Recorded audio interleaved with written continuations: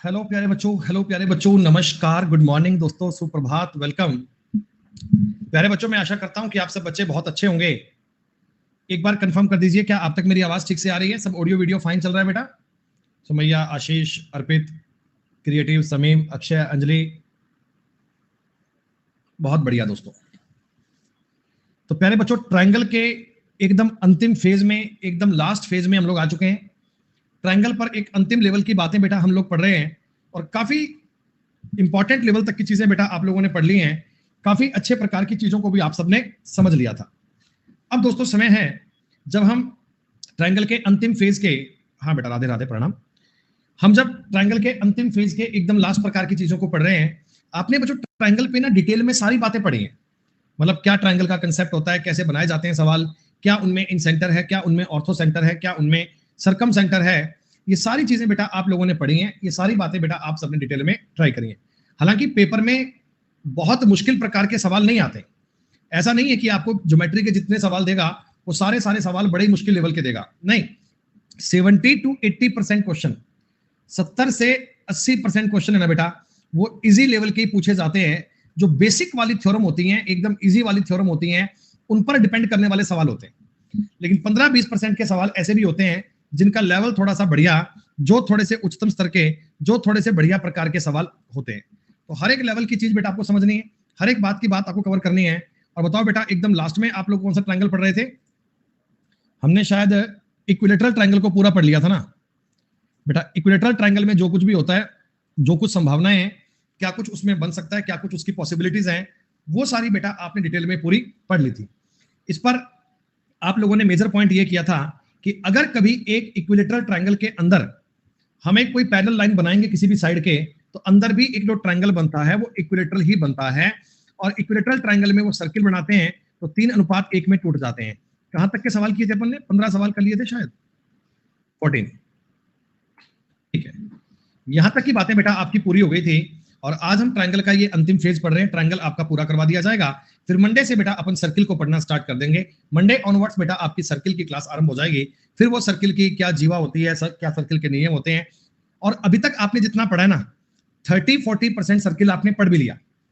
Circle के बहुत सारे नियम बेटा बन भी गए, क्योंकि सर्किल के अंदर भी तो ट्रायंगल ही बनते हैं।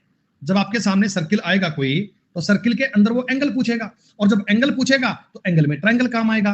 ट्रायंगल काम आएगा तो या तो वो आएगा ट्रायंगल आइसोसेलेस, या ट्रायंगल आएगा बेटा स्केलन, और या ट्रायंगल आएगा अपने पास एक्यूट। तो वो डिफरेंट टाइप की चीजें हैं, उनको आपने पढ़ लिया था। हम अभी तक जितना पढ़ चुके हैं ना, वो ज्योमेट्री का आपका एक कंप्लीट बेस तैयार हो गया। अब दोस्तों, अब अगली बातों को पढ़ते हैं। आज एक और ट्रायंगल के बारे में चर्चा करते हैं जिसका नाम है आइसोसेलेस ट्रायंगल।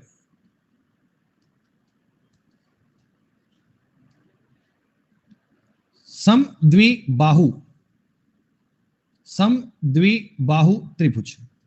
बेटा ऐसा कोई भी ट्रायंगल जिसमें दो भुजाएं समान होती हैं, दो भुजाएं एक जैसी होती हैं, और तीसरी भुजा का मेजरमेंट उनसे अलग आता है।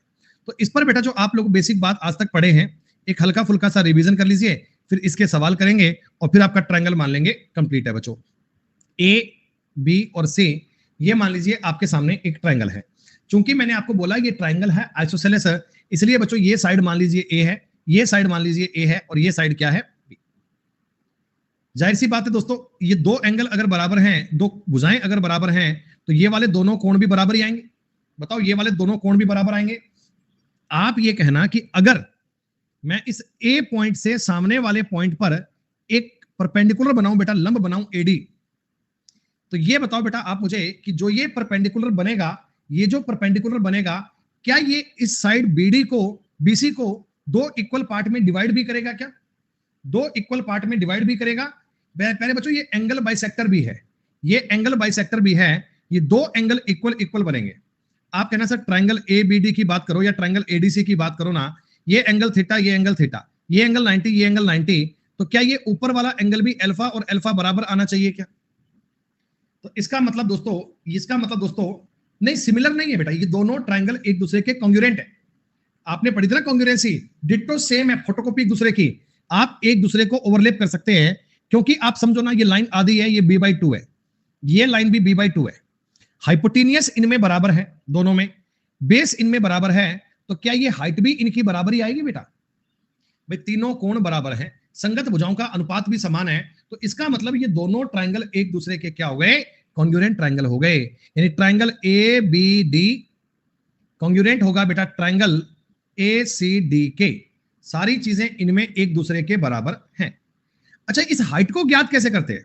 तुम कोई भी एक ट्राइंगल पकड़ लो, मैंने एबीडी पकड़ लिया, तो एबीडी में जो परपेंडिकुलर का स्क्वायर आता है ना बच्चे, वो हाइपोटेनियस के स्क्वायर माइनस आएगा बेस का स्क्वायर, ऐसा ही होता है क्या?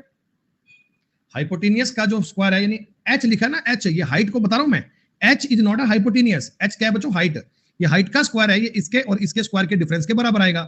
तो एच स्क्वायर को मैं क्या लिख सकता हूं बेटा, एच स्क्वायर को लिख सकता हूं 4a² minus B square, 4a² minus B square बटा में 4।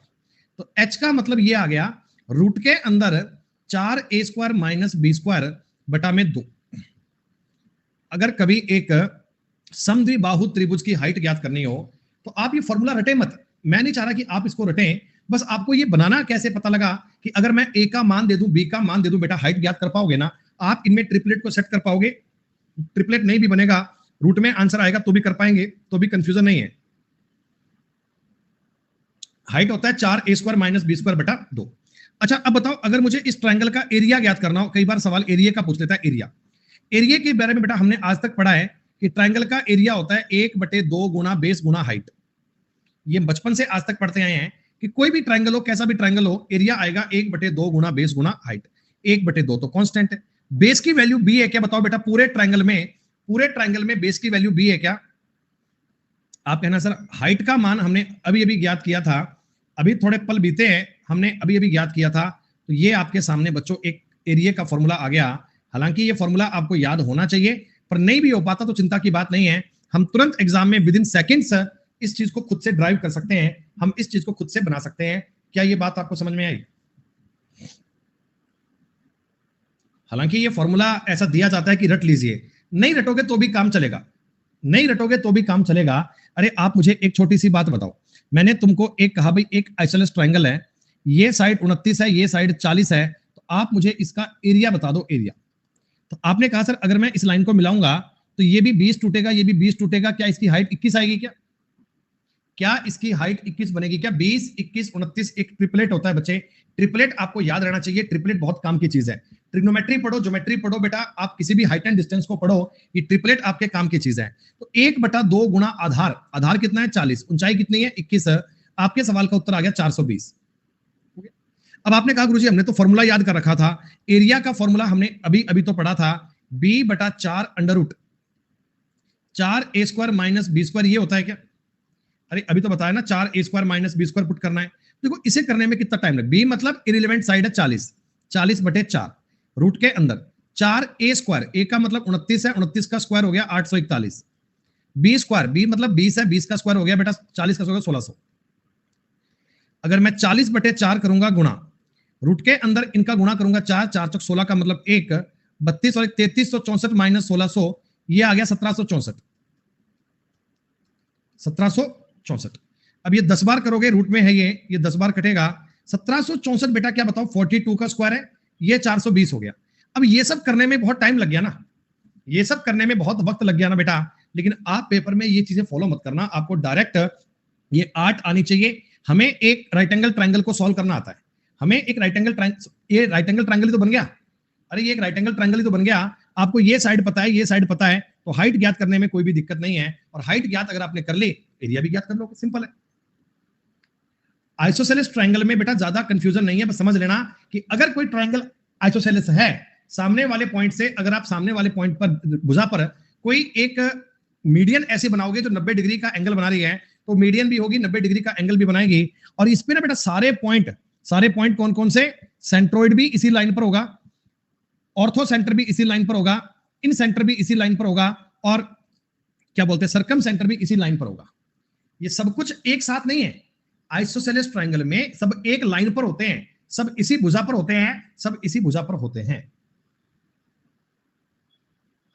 बेटा। होगी कई बार क्या होता है किसी एग्जाम में ना डायरेक्ट आपको थ्योरम पूछ लेता है, कई बार आपको डायरेक्ट सवाल में ये दे देता है कि एक भुजा ए है एक भुजा बी है, तो बताओ इनका एरिया निम्न में से कौन सा होगा, ऐसे सवाल आपको कई बार दे देता है, इस टाइप का सवाल।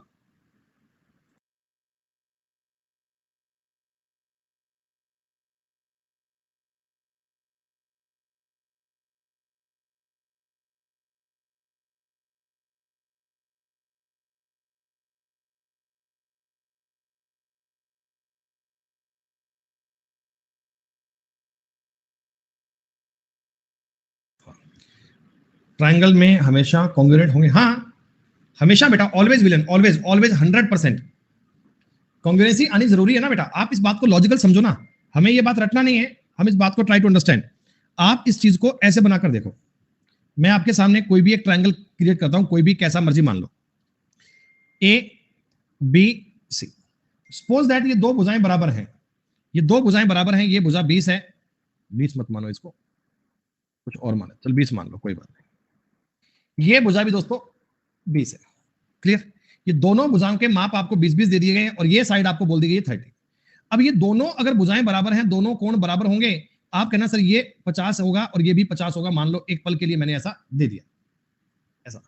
अब मैं आप ये बात आपको बता रहा हूं कि अगर अगर दोस्तों इस वाले पॉइंट से मैं एक ऐसा परपेंडिकुलर बनाऊं जो सामने वाली भुजा के एग्जैक्ट परपेंडिकुलर बने, परपेंडिकुलर, हमने कुछ और नहीं देखा, हमने परपेंडिकुलर के बारे में सोचकर बताया परपेंडिकुलर। मैं तो एग्जैक्ट परपेंडिकुलर बनाने की बात कर रहा था, मुझे नहीं पता बाइसेक्ट कर रहा है कि नहीं कर रहा है, ये क्या हो रहा है। मैंने तो परपेंडिकुलर ड्रॉ किया है, लंब बनाया बेटा, सबसे न्यूनतम दूरी ज्ञात कर ही सकते हैं अपन। अच्छा एक बात बताना, अगर ये कोण 90 डिग्री का हो गया, ये भी 90 डिग्री का होगा। 90 और 50, 90 और 50 140 है, तो आप कहना इधर वाला एंगल भी 40 हो गया, इधर वाला एंगल भी 40 हो गया। तो दोनों ट्रायंगल सिमिलर तो हो गए, सिमिलर तो हो गए।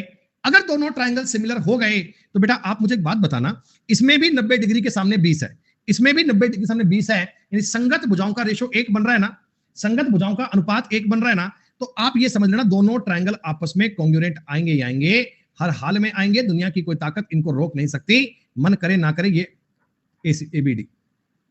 और ये हाइट इनमें कॉमन है, ये हाइट इनमें कॉमन है। आप कहना परपेंडिकुलर अगर इनका सेम है, हाइपोटेनियस सेम है, तो बेस भी तो बराबर ही आएगा, तो 15-15 में पड़ जाएगा, इसलिए इसको मीडियन भी कह देते हैं, इसलिए इसको मीडियन भी कह देते हैं, इसलिए इसको एंगल बाइसेक्टर भी कह देते हैं, इसलिए इसको परपेंडिकुलर बाइसेक्टर भी कह देते हैं। सब कुछ यही हो गया बेटा, सब कुछ एक पॉइंट पे आ गया। मैंने आपको जो बताया था ट्रायंगल इक्विलेटरल, उसमें और इसमें क्या फर्क है। इक्विलेटरल में तो सारे पॉइंट एक ही जगह पे आते हैं, मान लो ये पॉइंट है तो ये इसका सेंट्रोइड है, ये इसका ऑर्थो सेंटर है, ये इसका सर्कम सेंटर है, ये इसका इन सेंटर है। इसमें सब कुछ एक बिंदु पर नहीं होते, लेकिन एक ही लाइन पर होंगे, इसी लाइन पर कहीं ना कहीं मौजूद होंगे। Clear,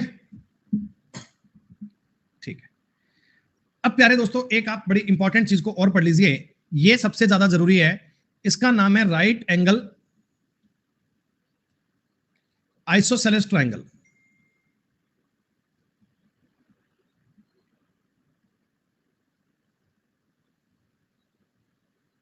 right angle isosceles triangle, Hindi में इसको बोलते हैं समकोण समद्विबाहु त्रिभुज। बेटा एक ऐसा ट्रायंगल, एक ऐसा त्रिभुज जो समकोण भी है और समद्विबाहु भी है। अब समकोण भी है और समद्विबाहु भी है, तो आप मुझे एक छोटी सी बात बताना, समकोण भी होना चाहिए और समद्विबाहु भी होना चाहिए, इसका मतलब जो इनका हाइपोटेनियस है, जो इनका कर्ण है बेटा, वो तो कभी बराबर हो ही नहीं सकता। अरे कर्ण तो किसी भुजा के बराबर आ ही नहीं सकता। ये जो कर्ण है, कर्ण मतलब एसी हाइपोटेनियस है, ये किसी के इक्वल थोड़ी आ सकता है। तो बराबर भुजाएं कौन कौन सी होंगी, तो जरूरी है कि परपेंडिकुलर और बेस ही बराबर होगा, परपेंडिकुलर और बेस ही बराबर होगा, यही भुजाएं बराबर होनी चाहिए। और ये आपका एंगल 90 डिग्री का है ही है, क्योंकि मैं राइट एंगल ट्रायंगल की बात कर रहा हूं, राइट एंगल ट्रायंगल की बात कर रहा हूं। तो ये दोनों कोण भी क्या बताओ 45 के आने चाहिए क्या। हम कहेंगे हाँ जी सर, इस बात में कोई कंफ्यूजन नहीं है, ये दोनों एंगल भी 45 के आने चाहिए। अच्छा एक बात बताओ, इनका तुम्हें रेशो पता है, 1/√2 होता है, 1/√2 होता है, 1/√2 होता है इनका रेशो। अगर मैं इसको एक बार के लिए x मान लूं, अगर मैं एक बार हाइपोटेनियस को x मान लूं, तो आप मुझे बताओ परपेंडिकुलर की लंबाई x/√2 और बेस की लंबाई भी x/√2 आएगी क्या। हाँ सर, ये बात भी क्लियर है, ये बात भी क्लियर है, x/√2 आना चाहिए, इस बात में कोई दो राय नहीं है। राइट एंगल ट्रायंगल का एरिया कैसे ज्ञात करते हैं। राइट एंगल ट्रायंगल का एरिया, एरिया होता है 1/2 गुणा बेस गुणा हाइट, बेस गुणा हाइट, इस प्रकार का एरिया बनता है। तो ये सारी कहानी बच गई x²/4। यानी कि अगर कभी किसी भी समकोण त्रिभुज का क्षेत्रफल ज्ञात करना हो, समकोण समद्विबाहु, मैं हर समकोण की बात नहीं कर रहा हूं, समकोण समद्विबाहु राइट एंगल ऐसे की बात करेंगे, तो इसका जो एरिया होगा वो हाइपोटेनियस का स्क्वायर करके बटा में 4 कर दीजिए, हाइपोटेनियस का स्क्वायर करके बटा में 4 कर दीजिए। एक्स की वैल्यू मैंने मानी थी हाइपोटेनियस बेटा, तो आप हाइपोटेनियस का स्क्वायर करके बटा में 4 कर दीजिए। इस बात को नोट कर पाएंगे सब बच्चे? एसएससी के पेपर में डायरेक्ट इस प्रकार के सवाल भी कई बार पूछे जा चुके हैं, डायरेक्ट इस प्रकार के सवाल भी आपको पूछे गए। जैसे ये सवाल देखो, एक बार आप इस सवाल के बारे में बात करें बेटा, ये सवाल क्या है, एक बार इस सवाल का भाव समझने की कोशिश करें, लैंग्वेज को समझने का प्रयास करें कि सवाल तुमसे कहना क्या चाहता है। जल्दी से बताओ एक बार सारे बच्चे, इसका आंसर मुझे दे पाएंगे क्या?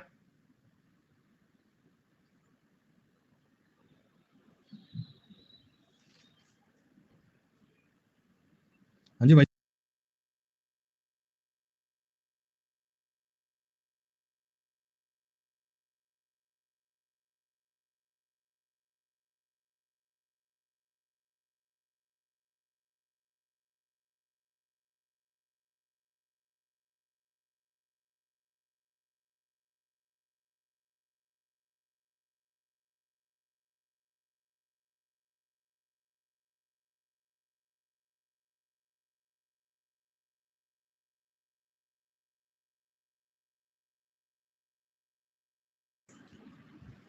सुनो भाई, सुनो सुनो सुनो सुनो सुनो।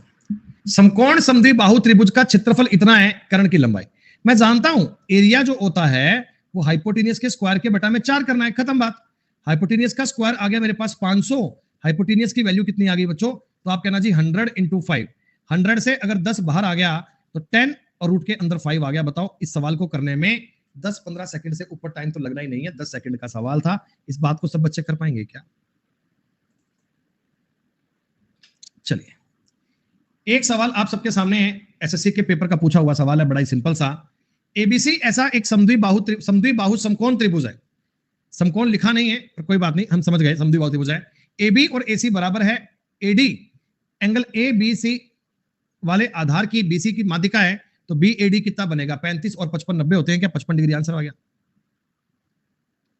सर ये माध्यिका बोली थी आपने, एंगल 90 कैसे मान लिया? ये फिक्स है, ये फिक्स है कि अगर ये ट्रायंगल आइसोसेलेस है, अगर ये समद्वि बाहु है, AB और AC बराबर है, मैं सामने वाले वर्टेक्स पर इस पर अगर एक मीडियन ड्रॉ करता हूं, मीडियन का मतलब 1:1 में काटने वाला, तो ये एंगल 90 डिग्री का बनना मैंडेटरी है, ये 90 डिग्री का बनना मैंडेटरी है। प्यारे बच्चों ABC अगर 35 है तो BAD का मान कितना बनेगा? 55 डिग्री बनेगा। तुम्हें पता होना चाहिए ये वाला एंगल भी 55 बनेगा, ये वाला एंगल भी 55 बनेगा। ये सारे एंगल आप लोग याद कर सकते हैं। एसएससी कई बार इतने सिंपल से सवाल भी एग्जाम में पूछता है, लेकिन बच्चे सोचते हैं हमें तो ज्योमेट्री आती नहीं है, वो करते ही नहीं, वो सवाल को छेड़ते ही नहीं है भाई साहब। 2018 के पेपर में, 19 के पेपर में इस प्रकार के बहुत सवाल पूछे गए थे, लेकिन बच्चे मन में एक बात सोच के बैठे, ज्योमेट्री अरे नहीं नहीं नहीं नहीं मेरे को नहीं करनी, मेरे को नहीं करनी, मेरे को नहीं करनी।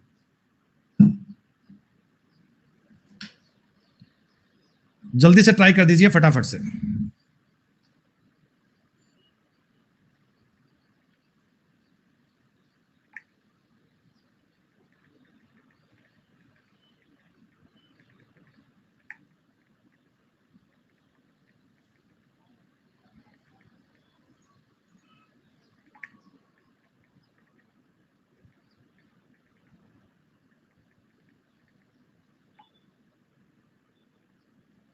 हो गया ट्रिपलेट? तुमने तो शायद पेन उठाया भी नहीं, सवाल को देखा, देखते ही कहते अरे वाह गुरुजी, हो गया सवाल। एबीसी एक समद्वि बाहु त्रिभुज है। समद्वि बाहु, समद्वि बाहु का मतलब बेटा आप लोगों को पता लग गया, ए बी सी और ये मान लो डी है, कुछ भी मान लो। ए बी का मान भी 13 है, ये मान भी 13 है। माध्यिका की लंबाई, माध्यिका की लंबाई 12 है। अरे ये माध्यिका नहीं है, ये परपेंडिकुलर है, तो ये 5 भी हो गया, ये 5 भी हो गया, बीसी की लंबाई 10 आ गई। तुम्हें इस सवाल को करने के लिए डायग्राम बनाने की आवश्यकता नहीं थी। 2019 के पेपरों में यह सवाल कोई एक बार नहीं, 5-7 बार देखा गया, 5-7 बार इस क्वेश्चन का यूज किया गया, और मैं खुद इस सवाल को देखकर बड़ा हैरान था कि भैया इसके पीछे क्यों पड़ गया इतना है, इसके पीछे क्यों पड़ गए? ये कोई सवाल थोड़ी है पूछने लायक है, इसको पूछना मतलब शान के खिलाफ काम करना है यार। तुम जैसे बुद्धिमान लोगों से ये सवाल पूछा जाए तो बड़ा गजब का काम है। ये साइड 33 है, ये x है, ये साइड x है। परिमाप का मतलब होता है तीनों भुजाओं का सम। बेटा 2x प्लस 33 की वैल्यू अगर 125 है तो 2x की वैल्यू कितनी आ गई? 92 आ गई क्या? और x की वैल्यू कितनी आ गई 46। ये तो समान भुजाएं हैं, समान भुजाओं की लंबाई 46 आनी चाहिए, खत्म। हाँ, ऐसे ही क्वेश्चन ज्यादा आते हैं आरडीएक्स, ज्यादातर सवाल इसी प्रकार के दिए जाते हैं, ज्यादातर क्वेश्चन इसी प्रकार के बनते हैं, पर ऐसा भी नहीं है कि सारे इतने आसान आसान बन जाएंगे, सारे इतने आसान बनेंगे फिर तो सिलेबस ही कैसे होगा, ये बता दो, ये तुम करके बताओ बेटा। समद्विबाहु त्रिभुज की ऊंचाई 20 है, परिमाप 100 है, पेरीमीटर 100 दिया है, 100। त्रिभुज का क्षेत्रफल ज्ञात करना है, क्षेत्रफल कोई आप में से बता पाए तो बेटा।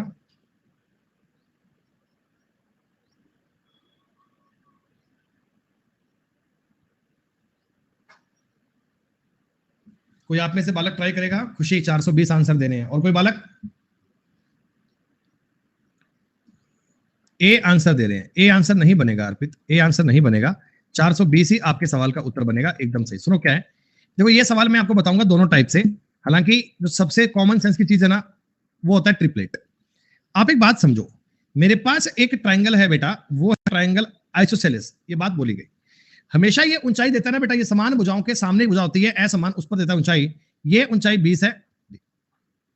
आप मुझे एक बात बताओ, अगर इसका परिमाप 100 है, पेरीमीटर बेटा इंटीजर में दिया गया है, इंटीजर में दिया गया है, तो सारी साइड भी इसकी इंटीजर में रही होंगी क्या, सारी साइड इंटीजर में रही होंगी भैया, रूट वूट का तो काम नहीं रहा होगा ना, रूट वूट को जोड़ेंगे तो रूट में आएगी। परिमाप अगर 100 दिया हुआ है, इसका मतलब ये कहानी पूरी इंटीजर में रही होगी। तुम थोड़ी वैल्यू एज्यूम नहीं कर सकते, तुम थोड़ी वैल्यू एज्यूम नहीं कर सकते, तुम ये नहीं कह सकते क्या कि सर ये 20 है तो ट्रिपलेट क्या बनता है, एक ट्रिपलेट बनता है 20 15 25, एक बनता है 20 15 25, इसको 15 मान लोगे, इसको 25 मान लोगे, ये 25 मान लोगे, ये 15 मान लोगे, देखो बेटा 25 15 40 का डबल 80, ट्रिपलेट 100 नहीं हो रहा, ट्रिपलेट 100 बन ही नहीं पा रहा बेटा, ट्रिपलेट 100 बन ही नहीं पा रहा, इसका मतलब डेटा हमने गलत एज्यूम किया। 20 एक ट्रिपलेट और में आता है, 20 1 29, 20 1 20 21 29, ये भी एक ट्रिपलेट होता है बेटा। इन दोनों का जोड़ हो गया 50, इन दोनों का जोड़ हो गया 50, देखो बेटा पूरे पूरे ट्रायंगल का पेरीमीटर 100 बन गया ना, पूरे पूरे ट्रायंगल का पेरीमीटर 100 बन गया, जानकारी हो गई सेटिस्फाइड। तो एरिया ज्ञात करने का क्या फॉर्मूला होता है, एरिया होता है 1/2 गुना आधार गुना ऊंचाई, आधार गुना ऊंचाई करोगे 420, आपके सवाल का उत्तर आ जाएगा, माफ कीजिएगा सी ऑप्शन, 420 आपके सवाल का उत्तर आ जाएगा। अच्छा, कभी कभार बच्चे के मन में एक सवाल और भी आ सकता है, एक शंका एक डाउट आपके मन में और भी आ सकता है, ये भी कह सकते हैं कि सर अगर मान लीजिए, अगर सर मान लीजिए ये ट्रिपलेट एग्जैक्ट सेट ना होता तो हम क्या करते, अगर ये ट्रिपलेट एग्जैक्ट ऐसे वेरीफाई ना हो पाता तो हमारे पास क्या तरीका होता, अगर ये कहानी रूट वूट की होती, कुछ और होती, तो उसके लिए हम क्या करते। देखो उसका भी तो तरीका आपको पता होना चाहिए ना, बड़ा सिंपल है बेटा। आप मुझे बताओ, ये दोनों साइड बराबर हैं, अगर ये दोनों साइड बराबर हैं तो क्या मैं इनको ए और नीचे वाली साइड को ऐसे बी और बी मान लूं क्या, अरे बताओ मुझे, इतना मान सकते हैं क्या। सवाल कहता पेरीमीटर 100 है, पेरीमीटर का मतलब 2a + 2b का मतलब 100 है, यानी a + b का मतलब 50 है, ये बात भी आपको सवाल ने बताई है, ये बात भी आपको सवाल ने बताई है। अच्छा, राइट एंगल ट्रायंगल में आपको पता है कि अगर मैं इसका स्क्वायर करूंगा हाइपोटेनियस का, माइनस का b का स्क्वायर घटाऊंगा तो मेरे पास 400 आना चाहिए क्या, अरे परपेंडिकुलर का स्क्वायर क्या होता है, हाइपोटेनियस माइनस बेस का स्क्वायर, लगा दो formula, a square minus b square क्या बोलेंगे, a + b a - b, ये 400 आ गया। a + b की वैल्यू आपको 50 है, a + b का मतलब 50 है, तो a - b की वैल्यू आनी चाहिए 8। a + b का मतलब बच्चों 50 है, तो a - b आना चाहिए 8 है। तो आपके पास अब दो चीजें आ गई हैं बेटा, a + b का मतलब 50, a - b का मतलब 8 है। अगर मेरे को a चाहिए, जोड़ूंगा 2a की वैल्यू आ गई 58, जोड़कर आधा करना है, a की वैल्यू आ गई 29, b की वैल्यू ज्ञात करनी है, घटाकर आधा करोगे तो ये आ गई 21 है। क्या बच्चों ऐसे भी तो 29 21 ज्ञात कर सकते थे ना अपन, ये काम केवल तभी करना जब आप डेटा को एज्यूम ना कर पाए। वैसे बच्चों अच्छी बात, बढ़िया बात तो यही होती है कि आपको डेटा एज्यूम करना आना चाहिए, डेटा एज्यूम करना आना चाहिए।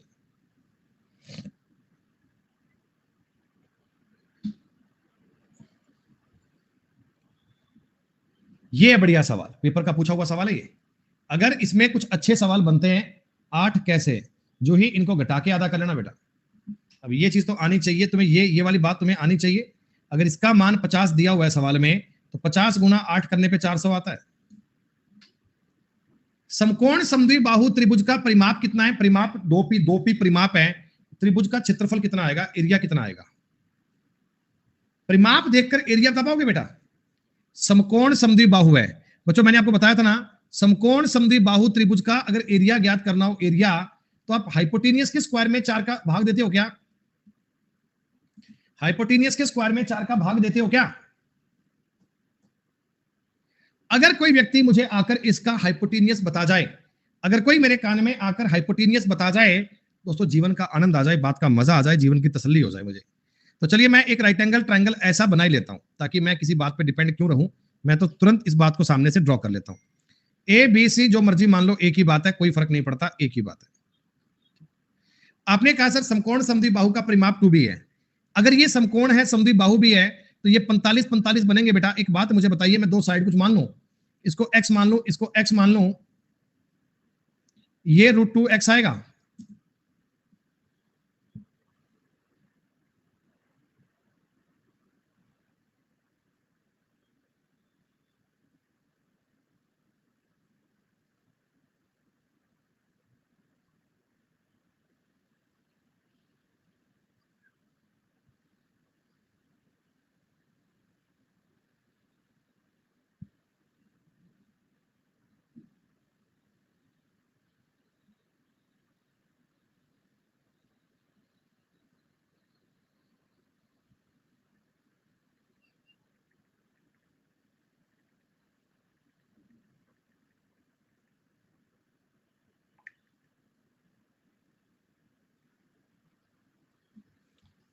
सुनो यार, ये ना कुछ ज्यादा ही माहौल खराब हो रहा है।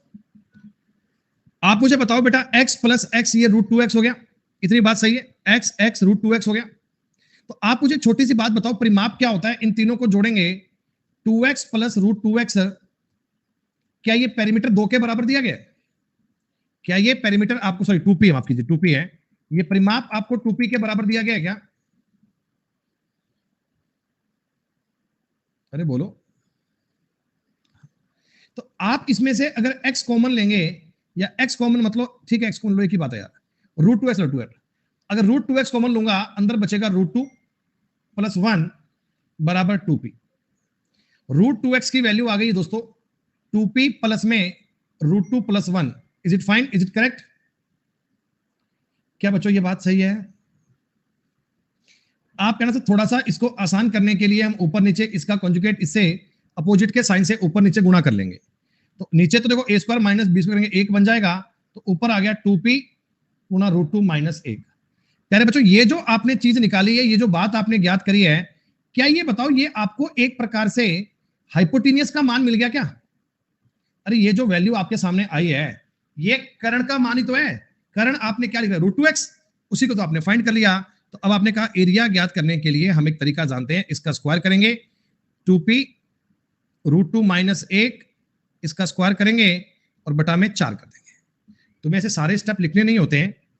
2p का स्क्वायर हो गया 4p², इसका स्क्वायर करोगे 2 और 1 3 माइनस 2√2 बटा में हो गया 4। 4 से 4 कट गया बेटे, उत्तर आएगा 3 माइनस 2√2 गुणा में p²। ये वाला उत्तर बनना चाहिए बी। बी आपके सवाल का उत्तर।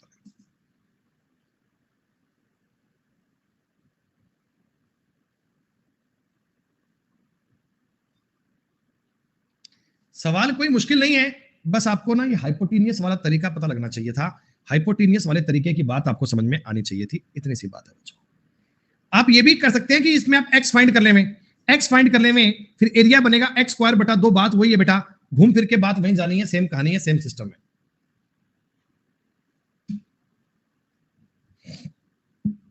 क्या है ये ऑप्शन? कुछ डरावने नहीं होते, बड़े आसान लेवल की बातें आती हैं ज्योमेट्री में।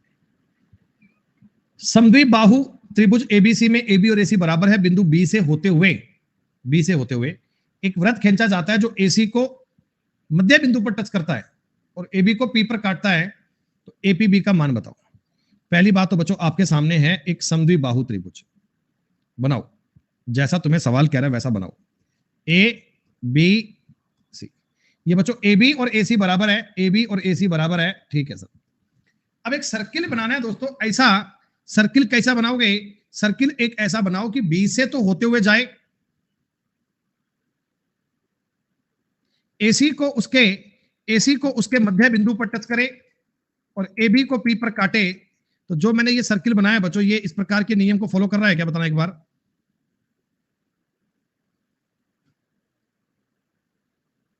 देखो, बी से होते हुए एक बिंदु, एक सर्किल जा रहा है जो ए सी को मध्य बिंदु पर टच कर रहा है। ये जो पॉइंट है ना, मान लो ए सी का मध्य बिंदु एस मान लो या एम मान लो, कोई फर्क नहीं पड़ता, एम मान लो। ये मध्य बिंदु है, इसका मतलब एम और एमसी बराबर है, इसका मतलब एम और एमसी क्या दोस्तों, बराबर है। और ये एपी को पी पर काटता है, ये पी पर काटता है। बच्चों कल की क्लास में आपने एक थ्योरम पढ़ी थी, मैंने आपको बताया था secant tangent theorem. Secant tangent theorem कि अगर मान लो एक सर्किल के ऊपर मैं एक बाहर के बिंदु पी से एक तो बना दूं स्पर्श रेखा, एक बना दूं बेटा इस पर छेदक रेखा। अरे यार ये लाइन क्यों नहीं आ रही, क्या हो गया सिस्टम को?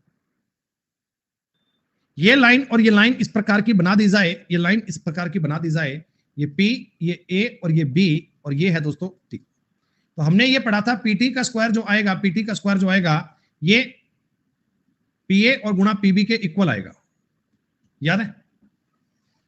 अब देखो मेरी बात समझना, थोड़ा सा कॉमन सेंस लगाया करो, मुझे इसका स्क्वायर करना है। तो क्या मैं इस साइड को दो, इस साइड को दो मान लूं एक बार? भाई एम को दो, एम को दो मान लूं, कोई दिक्कत थोड़ी है? आपने कहा सर कोई दिक्कत नहीं है, मुझे तो कोई दिक्कत नहीं है। अगर ये 2 गुणा 2 है, पूरा पूरा ए बी 4 है, पूरा पूरा ए बी 4 हो गया, क्योंकि ये कौन ट्रायंगल है, समद्विबाहु। ये अगर 4 है तो एपी का मान 1 और पीबी का मान 3 आएगा क्या? हमने एक सवाल ऐसा कल भी किया था, शायद तुम्हें याद हो। एपी और पीबी का मान जो आएगा, एबी और पीबी का मान जो आएगा वो 1:3 आएगा। लेकिन सवाल कह रहा था एपी और एबी का रेशो क्या बनेगा, तो 1:4 उत्तर बोल दीजिएगा। 1:4 इज द करेक्ट आंसर। क्या बच्चों बताओ ये वैल्यू पुट से क्लियर हो पाया, या मैं आपको थ्योरम लिखकर बताऊं, या मैं थ्योरम लिखकर बताऊं? अगर किसी बात में कोई कंफ्यूजन हल्का फुल्का 1% का आपको रह जाए, हाँ आशीष मैं जानता था लोगों को समझ नहीं आएगा, अब इस प्रकार के बेटा इतने नालायकों वाले काम करो, कैसे काम चलेगा? ये चाहते हैं कि हमको एक एक बात लिखकर बताओ सर कि एम का स्क्वायर जो आएगा ना वो एपी गुणा एबी के बराबर आएगा, एपी गुणा एबी के बराबर आएगा सर, ऐसा लिखकर बताओ बच्चों की तरह। इस एम का स्क्वायर है, क्या मैं इसको एसी का स्क्वायर बटा 4 कह सकता हूं क्या? अब ये मत कहना जी आपने इसको एसी बटा 4 क्यों कर लिया। एम जो होता है ना, एम वो एसी का आधा है, आधा है मतलब उसका स्क्वायर करूंगा बटा में 4 हो जाएगा। एपी की जगह एपी रहने दो। क्या बच्चों बताओ ये एबी है, एबी, इसको एबी लिख दो। सर आपने बताया था एबी और एसी बराबर हैं, एग्जामिनर ने सवाल में लिख कर दिया एबी और एसी बराबर हैं, तो मैं एसी लिखूं या एबी क्या फर्क पड़ता है, बात तो एक ही है। मैं एसी लिखूं या एबी क्या दिक्कत है, बात तो सेम ही है। एक एबी से एक एबी कट गया, इसका मतलब बच्चों, इसका मतलब एपी और एबी का रेशो जो बनेगा वो 1:4 बन गया। ऐसे कर लेना भाई, मैं तुम्हें डायरेक्ट तरीका बताना चाह रहा था लेकिन कह रहे डायरेक्ट हमारी समझ में नहीं आता, तो भैया आप लंबे प्रकार से कर लेना, पर कर जरूर लेना, कर जरूर लेना। सवाल का तरीका आपको समझ में आना चाहिए, जानकारी आपके लिए क्लियर होनी चाहिए। एक सेकंड का वेट करते हैं।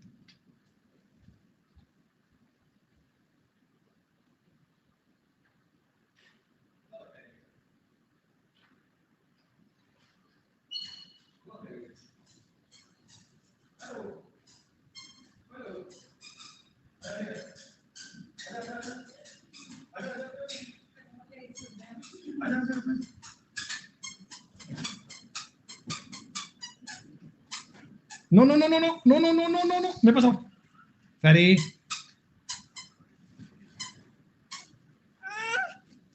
ओ देखो ओए चित्ते, ओ बच्चे आ गए, बच्चों हाय कर दो।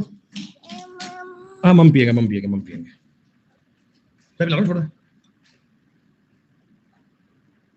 बच। अरे बच्चों हाय तो करते, मुंह से बोल भी सही, हाय हाय बोलो सही।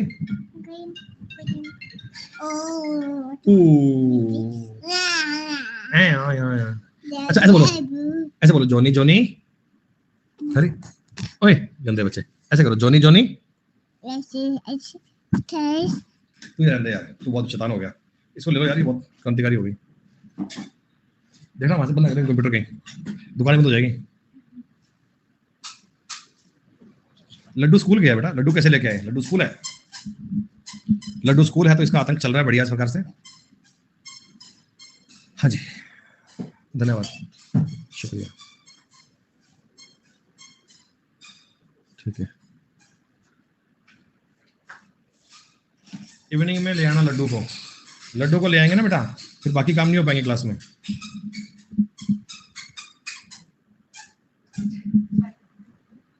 बाय फेरी, सी यू, सी यू। फेरी किसके साथ आया है? मम्मी के साथ आया है अपनी। सुनो बेटा, दिए गए ट्रायंगल में एबीसी एक समद्विबाहु त्रिभुज है, एबीसी एक समद्विबाहु त्रिभुज है, ये ए बी सी है, ए बी और बी सी बराबर है, ठीक है, देखते हैं, ए बी और ई सी बराबर है, ये दोनों पॉइंट बराबर हैं, ये लाइन और ये लाइन बराबर है दोस्तों, ठीक है। डी ए सी 90 है, डी ए सी ये 90 आ गया, डी ए सी 90, यानी ये परपेंडिकुलर बेस और ये हो गया hypotenuse, DC as a hypotenuse, okay. BD 5 है बच्चों, बीडी कितना है? 5। सीडी कितना है? 12। सीडी कितना है? 12। एक बात मुझे बता दीजिए, क्या ये वाली साइड, अगर मैं ऊपर की साइड की बात करूंगा तो ये वाली साइड कितनी आनी चाहिए? कुछ आइडिया है तुम्हें? नहीं सर, हमें तो इनके बारे में कोई आइडिया नहीं है, हम इस बारे में कुछ नहीं जानते हैं। अरे बताओ, कुछ अता पता है क्या? कुछ नहीं है? कुछ अता पता है इनके बारे में कि नहीं है? सवाल के बारे में कुछ नहीं पता सर हमें, हम कुछ नहीं जानते हैं, बड़े नादान बच्चे हैं हम। एक बात मुझे बता दो, इस एडी की लंबाई को अगर मैं एक बार के लिए एक्स मान लेता हूं, अगर मैं एडी की लंबाई को एक्स मान लेता हूं, एडी की लंबाई को एक्स मान लेता हूं और इन दोनों साइड को ए मान लेता हूं, तुम्हें कोई दिक्कत है इस बात में? तुम्हें कोई दिक्कत है इस बात में? ए मानूंगा, 5 12 मानूंगा। थोड़ा तंत्रिका तंत्र पे दबाव डालो, थोड़ा दिमाग पे जोर डालो। सीवियन ज्ञात करने का, एक्स स्क्वायर की लंबाई ज्ञात करने का मैंने तुम्हें एक फॉर्मूला कभी बताया था जीवन में, याद है? आजू बाजू की भुजाओं का मल्टीप्लाई बराबर सामने की भुजा का रेशो, ये 5 गुणा 12, ऐसा कभी बताया था क्या? सीवियन की लंबाई ज्ञात करनी होती है एक्स स्क्वायर बराबर ए स्क्वायर माइनस 5 गुणा 12। ये स्टुअर्ट थ्योरम है, थोड़ा बहुत इसके बारे में पढ़ा हो कभी जीवन में अपन ने। लेकिन प्रॉब्लम क्या है सर? प्रॉब्लम ये है मेरे दोस्त कि मेरे पास इसमें 2 वेरिएबल आ गए, एक तो एक्स वेरिएबल है, एक ए वेरिएबल है, तो कम से कम इनको सॉल्व करने के लिए एक इक्वेशन और चाहिए, एक इक्वेशन और चाहिए, और दूसरी इक्वेशन बताने के लिए तैयार खड़ा है ये right angle triangle. Right angle triangle आपको दूसरी इक्वेशन बताने के लिए तैयार है दोस्तों। आप कह रहा तू मुझे देखो तो सही, अरे दूसरी इक्वेशन में एक्स स्क्वायर प्लस ए स्क्वायर का मतलब क्या 12 के स्क्वायर के मतलब बराबर होगा क्या? ये राइट एंगल ट्रायंगल की थ्योरम है।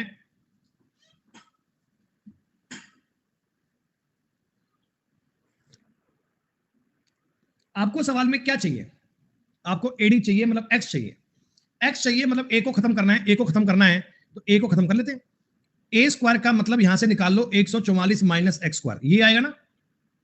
यहां से मैंने ए स्क्वायर का मान निकाल लिया, इसमें पुट कर दिया, तो ये आ गया एक्स स्क्वायर बराबर 144 माइनस एक्स स्क्वायर माइनस 12 5 60। अरे ये तो सवाल केवल एक्स में आ गया, इस एक्स को इधर ले आओ, 2 एक्स स्क्वायर की वैल्यू आ गई 84 और देवी और सज्जनों एक्स स्क्वायर की वैल्यू आ गई 42। देवी और सज्जनों एक्स का मतलब आ गया रूट में 42। 2 फॉर्मूले आपने एक साथ यूज किए हैं सवाल में, ये मान लो 2 फॉर्मूले आपने सवाल में एक साथ यूज किए हैं, कोई अलग जानकारी आपको नहीं बताई गई, कोई अलग जानकारी आपको नहीं बताई गई। अब कर पाओगे सवाल क्या?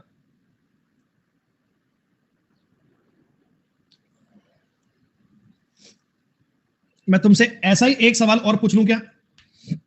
ऐसा ही तुमसे एक सवाल और पूछ लूं? ये मैं आपसे पूछ रहा हूं, आप मुझे बताना, पेपर में तो नहीं आया, चलो कोई बात नहीं, आप पूछ दो। नहीं कर पाएगा भाई झटका, स्टुअर्ट थ्योरम आपको आनी चाहिए।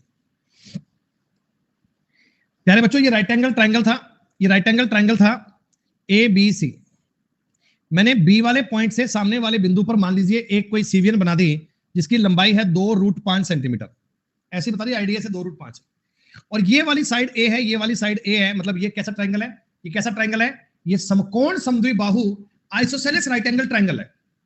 अच्छा, इनमें से मान लो ये एडी पर जा रहा है, कोई एक साइड बता दूं, ये साइड मान लो 6 बता दी, तो मुझे एडी का नाप बता पाओगे क्या? एडी का नाप कितना आएगा ये बता पाओगे क्या? अरे एडी का नाप बता सकते हो बेटा? अगर हाँ तो मुझे बताओ क्या आएगा फिर।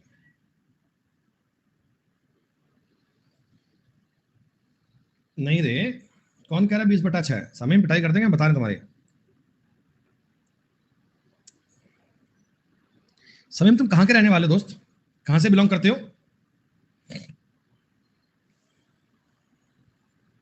कोलकाता, वेस्ट बंगाल, वाह। उज्जैन, उज्जैन जाना है मुझे, उज्जैन महाकाल के दर्शन करने। उज्जैन जाने की इच्छा है, मन में विचार है, दिवाली के बाद का प्लान करता हूं। ओके, 6 होगा क्या? अरे वाह, तुम बड़े तेज बालक हो, 6 उत्तर देने वाले। तुम्हारी पिटाई कर दूंगा, बता रहा हूं तुम्हें मैं। झटका, एक लाठी लाओ ना बाहर से बढ़िया सी, एक डंडा बढ़िया सा, मतलब कम से कम इतना लंबा हो। नहीं नहीं, मतलब ऐसा पिटाई करने लायक, तेल पिलाया हुआ, ये हुई ना बात। सुनो मेरी बात, अरे इसमें जो सीवियन है, सीवियन है, सीवियन का रोल प्ले कर रहा है बीडी। अरे सीवियन का रोल प्ले कर रहा है बीडी। 2√5 का स्क्वायर जो आएगा ना, सीवियन का स्क्वायर जो आएगा, आजू बाजू की भुजाओं का गुणनफल -x+6। एक इक्वेशन तो ये वाली बन जाएगी, 4 5 20, 20 बराबर a² - x+6। मेरे को x ज्ञात करना है, तो जाहिर सी बात है a स्क्वायर को उड़ाऊंगा, a² आ गया 20 + x+6। क्या ये वाली जानकारी आएगी क्या? 26 + x मान आ जाएगा क्या, बताओ एक बार।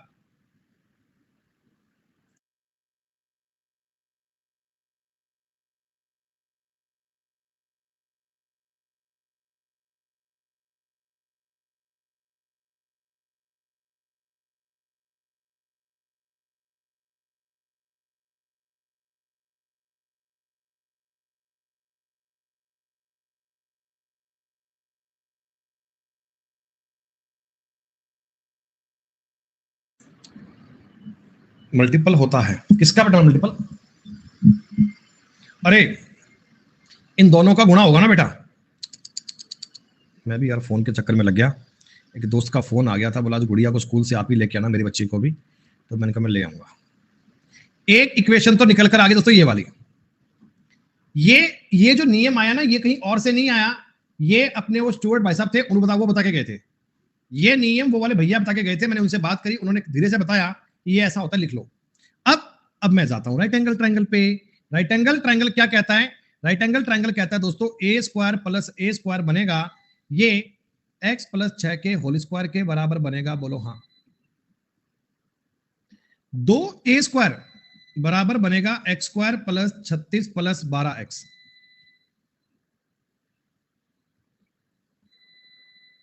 a² की वैल्यू को पुट कर दें, 20 + 6x बराबर x² + 36 + 12x। आ रही है बात समझ में? 40 + 12x, और इधर भी 12x बन ही रहा है। अरे वाह, ये तो काट दो ना दोस्तों। x² की वैल्यू कितनी आ गई? 4। x का मान कितना आएगा? 2 is the correct answer, 2 is the right answer, 2 is the right answer. आई बात समझ में आपको बेटा?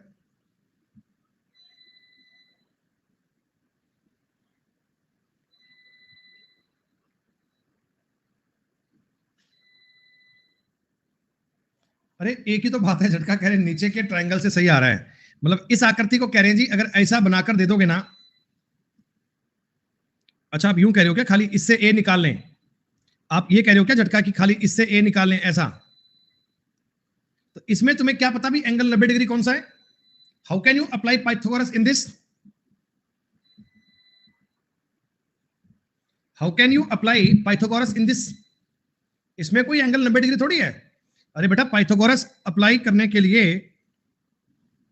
जरूरी है कि 90 डिग्री आना जरूरी है। ये थोड़ी है जहां अपना मन करा वहां लाइन दिखी तो ये करे, ये परपेंडिकुलर मान लेते हैं यार, ये परपेंडिकुलर मानेंगे तो मजा आ जाएगा। हाँ, कईयों के मन में ऐसा आ सकता है कि इसको 90 डिग्री मानकर ये ज्ञात कर लेते हैं, इसी पुट करके ये ज्ञात कर लेंगे। नहीं रे, जुगाड़ है वो। 22 नंबर सवाल एक और देखिएगा, कितना अच्छा सवाल है ये।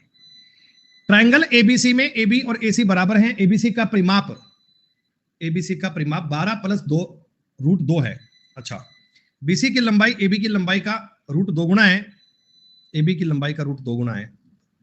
एबीसी का एरिया कर लेंगे, ये तो कोई दिक्कत नहीं है, ये तो कोई दिक्कत नहीं है सवाल में, ये तो आसान सवाल है एक। सिद्धार्थ भाई दिखाई नहीं दे रहा, सिद्धार्थ को ब्लॉक कर दिया गया है राकेश, सिद्धार्थ को ब्लॉक कर दिया गया, क्लास ज्वाइन करते ही वो कमेंट नहीं कर पाएगा। उसने कल कहा था ना मैं तो सो रहा था, उसने कहा था मैं सो रहा था, तो मैंने कहा तू सो ले भाई।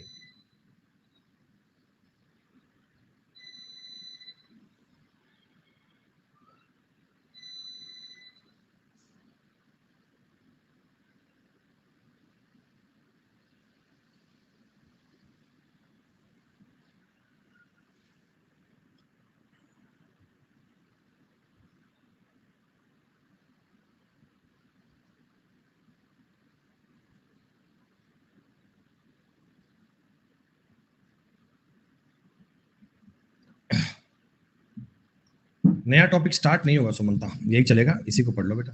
सुनो, ए बी और ए सी बराबर हैं दोस्तों, और ए बी की लंबाई की रूट 2 गुना बी सी है, यानी ये वाली साइड है, ये एक्स है, ये एक्स है, तो ये वाली साइड रूट 2x आएगी क्या, बताओ एक बार।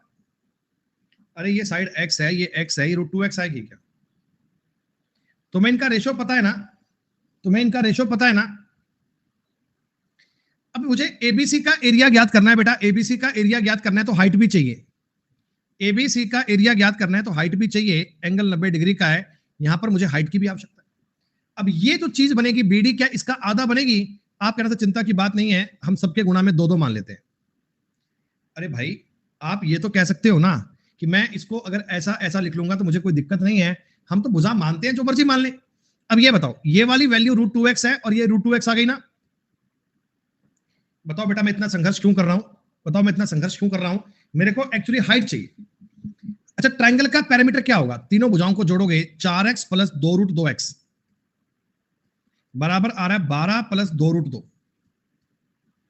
12 प्लस 2 रूट 2। इनमें से अगर मैं 2x कॉमन लूं, 2x इधर बनेगा 2 प्लस रूट 2, इधर बनेगा 12 प्लस 2 रूट 2, कट गया बेटा, x का मतलब आ गया 6। क्या हमने जो x को एज्यूम किया था ये 6 आ गया क्या? अरे x को एज्यूम किया था वो 6 आ गया क्या? यानी आपके सामने राइट एंगल ट्रायंगल है, अलग से लिखने की नीड नहीं है, A D B, right angle triangle में ये वाली साइड कितनी 12 आ रही है, ये वाली साइड कितनी 6 रूट 2 आ रही है क्या? अरे ये 36 का 72, ये भी 6 रूट 2 ही तो आएगा। अरे बताओ रे भाई, ये भी तो 6 रूट 2 ही आएगा। 12 का स्क्वायर 144 है, 12 का स्क्वायर 144 है, ये 36 का 72 है, तो 72 बचेगा, 72 का मतलब 6 रूट 2 बनेगा। आपके पास राइट एंगल ट्रायंगल का आधार भी आ गया, बेस भी आ गया, हम डायरेक्ट इसका एरिया ज्ञात कर लेंगे, 1/2 गुना बेस गुना हाइट, बेस का मतलब है 12 रूट 2, हाइट का मतलब है 6 रूट 2, रूट 2 रूट 2 रूट 2 कट गया, उत्तर आ गया 72 सेंटीमीटर स्क्वायर। सर हाइट निकालना जरूरी है क्या? तो मेरे दोस्त एरिया कैसे फाइंड करोगे दोस्त प्रियांश, एरिया कैसे फाइंड करेंगे अपन? एरिया ज्ञात करने के लिए बेस गुना हाइट का कंसेप्ट तो लगाएंगे, बेस आपको पता है बेटा, ऐसे ऐसे कर लो कोई दिक्कत नहीं है, तो लंबा पड़ता है ना यार, वो लंबा पड़ता है, बी बटा 4 रूट के अंदर 4 बी स्क्वायर माइनस ए स्क्वायर, तो वहां पर वो रूट वूट की कहानी है, थोड़ा लिखना कॉम्प्लेक्स पड़ता है। आप एक बार ना मतलब ठंडे दिमाग से आराम से बैठ के दोनों प्रकार से सवाल करके देखना, आप एक सवाल को उससे करके देखना, एक इससे करना, तो आपको समझ में आ जाएगा कि ये ज्यादा इजी है। और स्पेशली उस केस में जब आप रूट की बात आती है, सर एक्स की वैल्यू मिल गई तो हीरोन्स का लग सकता है दोस्त, लेकिन ये रूट वुड की कहानियों में हीरोन्स क्यों लगाओगे यार, रूट वुड की कहानियों में हीरोन्स क्यों लगाना चाहिए? कितना आपके लिए सवाल बड़ा बन जाएगा, वो 1/2, फिर वो हीरोन्स में एस निकालोगे, वो भी रूट में आएगा, S minus A, S minus B, S minus C, सवाल टफ पड़ जाएगा ना यार। सारे तरीके होते हैं कॉमन, चाहे तुम लगाओ फॉर्मूला एचजर वाला, वो भी इसी से बनाए, हर एक चीज को चेक करना, हर एक बात आपके लिए आसान है। मेरा x 12 निकला तब भी एरिया बेहतर आया, झटका, तुम नालायक आदमी हो, तुम नालायक आदमी हो। तुमने ये वाला जो x है ना, ये वाला x है, यहां तुमने साइड x मानी होगी, यहां तुमने x मानी होगी, यहां तुमने रूट 2x माना होगा, इस आधी भुजा को तुमने x बटा रूट 2 माना होगा, इसको x बटा रूट 2 माना होगा, यही माना ना झटका, बताओ यही माना तुमने? हाँ।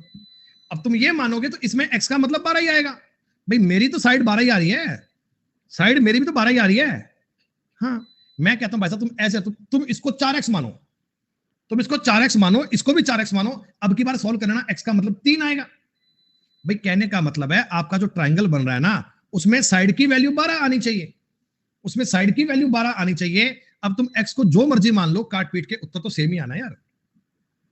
हाँ, साइड की वैल्यू मैंने 12 बताई है, साइड की वैल्यू मैंने 12 बताई है, मैंने आपको साइड का मतलब 12 बताया और कुछ नहीं बताया बेटा।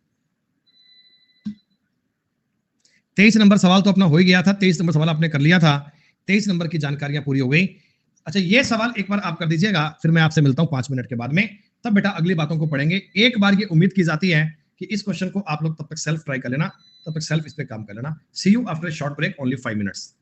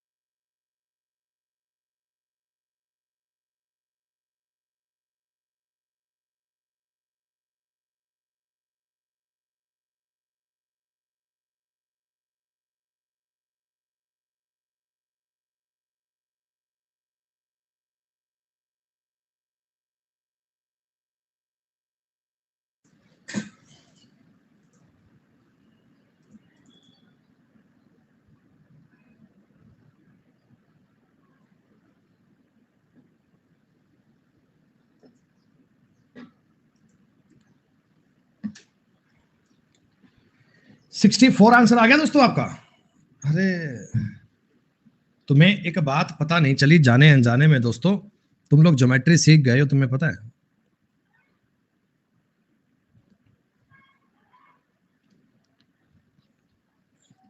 अब दोस्तों मैं तुमको ना एक प्यारी सी बात बता रहा हूं, मेरी बात पे ध्यान रखना। हालांकि ट्रायंगल का ना एक अगला फेज भी होता है जिसका नाम होता है राइट एंगल ट्रायंगल, तो बेटा उसके मैं आपको ना बहुत सारे सवाल नहीं करा पाऊंगा अभी। हम इसके बाद में ना मंडे वाली क्लास से सर्किल स्टार्ट करेंगे। सर्किल क्वाड्रिलेटरल को मतलब करवाने का मेरा विचार तो है बेटा, पर क्या करें ना, ज्योमेट्री का नया कोर्स लाइव नहीं हो पाएगा। मतलब मैंने कोशिश भी करी, बात की, तो वो शायद मतलब संभव नहीं है, क्योंकि बहुत सारी चीजें बदल गई हैं अब। मतलब हमारे हिसाब से नहीं होता। मैं चाहूं कि आप मेरा ये कोर्स लाइव कर दो, तो वो नहीं होता बेटा। एक्चुअली ऊपर जो टीम बैठी है बड़ी मैनेजमेंट वाली, वो देखते हैं कि इनका ये कोर्स लाइव करना है क्या, कितने घंटे में कितना पूरा करवाना है, वो चीजें अब साथ साथ में होने लग गई हैं। तो उसमें ना आप समझो कि हमारे पास बहुत सारी बाउंडेशन हो गई हैं, हमारे चीजों में बहुत सारी बाउंडेशन हो गई हैं। तो मैं मतलब ये नहीं कह सकता कि अपनी मर्जी से कोर्स एक्सटेंड कर दूंगा। अभी शायद ज्योमेट्री में अपने पास 30 घंटे के आसपास का मामला बता दिया कि 30-35 घंटे 40 घंटे में ज्योमेट्री का मामला होना चाहिए। तो लेकिन हम इतने में ज्योमेट्री पूरी बेटा मैं करवा ही नहीं सकता भाई, मेरे को तो ज्योमेट्री के लिए कम से कम 60-70 घंटे चाहिए, तो ज्योमेट्री पूरी होती है अपने से तो नहीं होता। तो इसमें क्या होता है बेटा, अरे वाईटी पर बच्चे पढ़ते नहीं है बेटा, वाईटी का कोई मतलब नहीं यार ना उसका, बस ठीक है एक एक्स्ट्रा चीजें होती हैं। तो आप मुझे बताओ बेटा, इस कोर्स में आपके लिए ना 7 क्लासेस बाकी हैं, अभी 7 कोर्स क्लास बाकी हैं, 1-2 क्लास में और ऐड कर दूंगा, 1-2 क्लास और ऐड कर दूंगा। तो मैं आपको 2 ऑप्शन दे रहा हूं पढ़ने के लिए कि या तो आप पूरा क्वाड्रिलेटरल पढ़ लो, चतुर्भुज पढ़ लो, और या बेटा आप पूरा सर्किल पढ़ लो। मैं आपको मना नहीं कर रहा हूं, मतलब मैं बाकी की क्लासेस के लिए प्लान कर सकता हूं, मैं बात और भी करूंगा, मैं से छोड़ूंगा नहीं, बात करूंगा। ये 2 चीजें दे रहा हूं। तो अब इनमें से क्या होगा, अभी जो आपके 7 सेशन बाकी हैं इनमें एक चीज पूरी होगी, एग्जाम में ज्यादा सर्किल आता है, एग्जाम में ज्यादा सर्किल आता है, मतलब ये मान लो 80% सर्किल आने की संभावना है, तो 20% क्वाड्रिलेटरल आने की संभावना है, एग्जाम का ये रेशो होता है। तो मैं आपको ना एक पोल क्रिएट करता हूं बेटा, पोल ए का मतलब होगा क्वाड्रिलेटरल, बी का मतलब होगा सर्किल। तो आप ए और बी से बता देना कि क्या पढ़ना चाहते हो, मंडे से वही स्टार्ट कर लेंगे। अपने पास कंटेंट सारा रेडी है, दोनों संभव नहीं है आरडीएक्स, 7 क्लास रेडी हैं, मैं बाकी मैं पोल क्रिएट कर रहा हूं, आप मुझे बताना कि क्या आंसर आपका होना चाहिए। ए का मतलब है क्वाड्रिलेटरल, बी का मतलब है सर्किल, और 3 यानी कि सी ऑप्शन का मतलब है हमें कुछ नहीं पढ़ना। We want to sleep. We want to sleep. Poll create कर दिया गया है, देखना चाहते हैं क्या क्या रिजल्ट आप लोग चाहते हैं, उसी की बात कर लेंगे।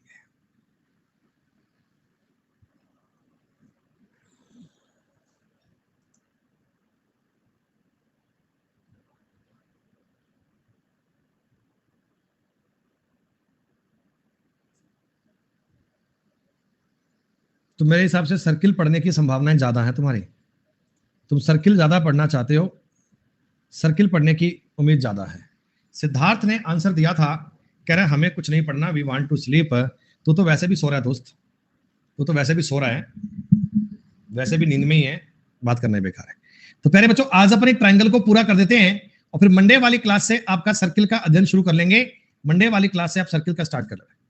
आशीष भैया ज्योमेट्री का अगला कोर्स लाइव नहीं होता, अगला कोर्स नहीं आएगा, मैं कोशिश कर रहा हूं भाई, मैं कोशिश कर रहा हूं, मैं प्रयास कर रहा हूं कि कोर्स आ जाए, लेकिन अगर बाय चांस नहीं आता तो पहले इंपॉर्टेंट चीजें तो पूरी कर लो।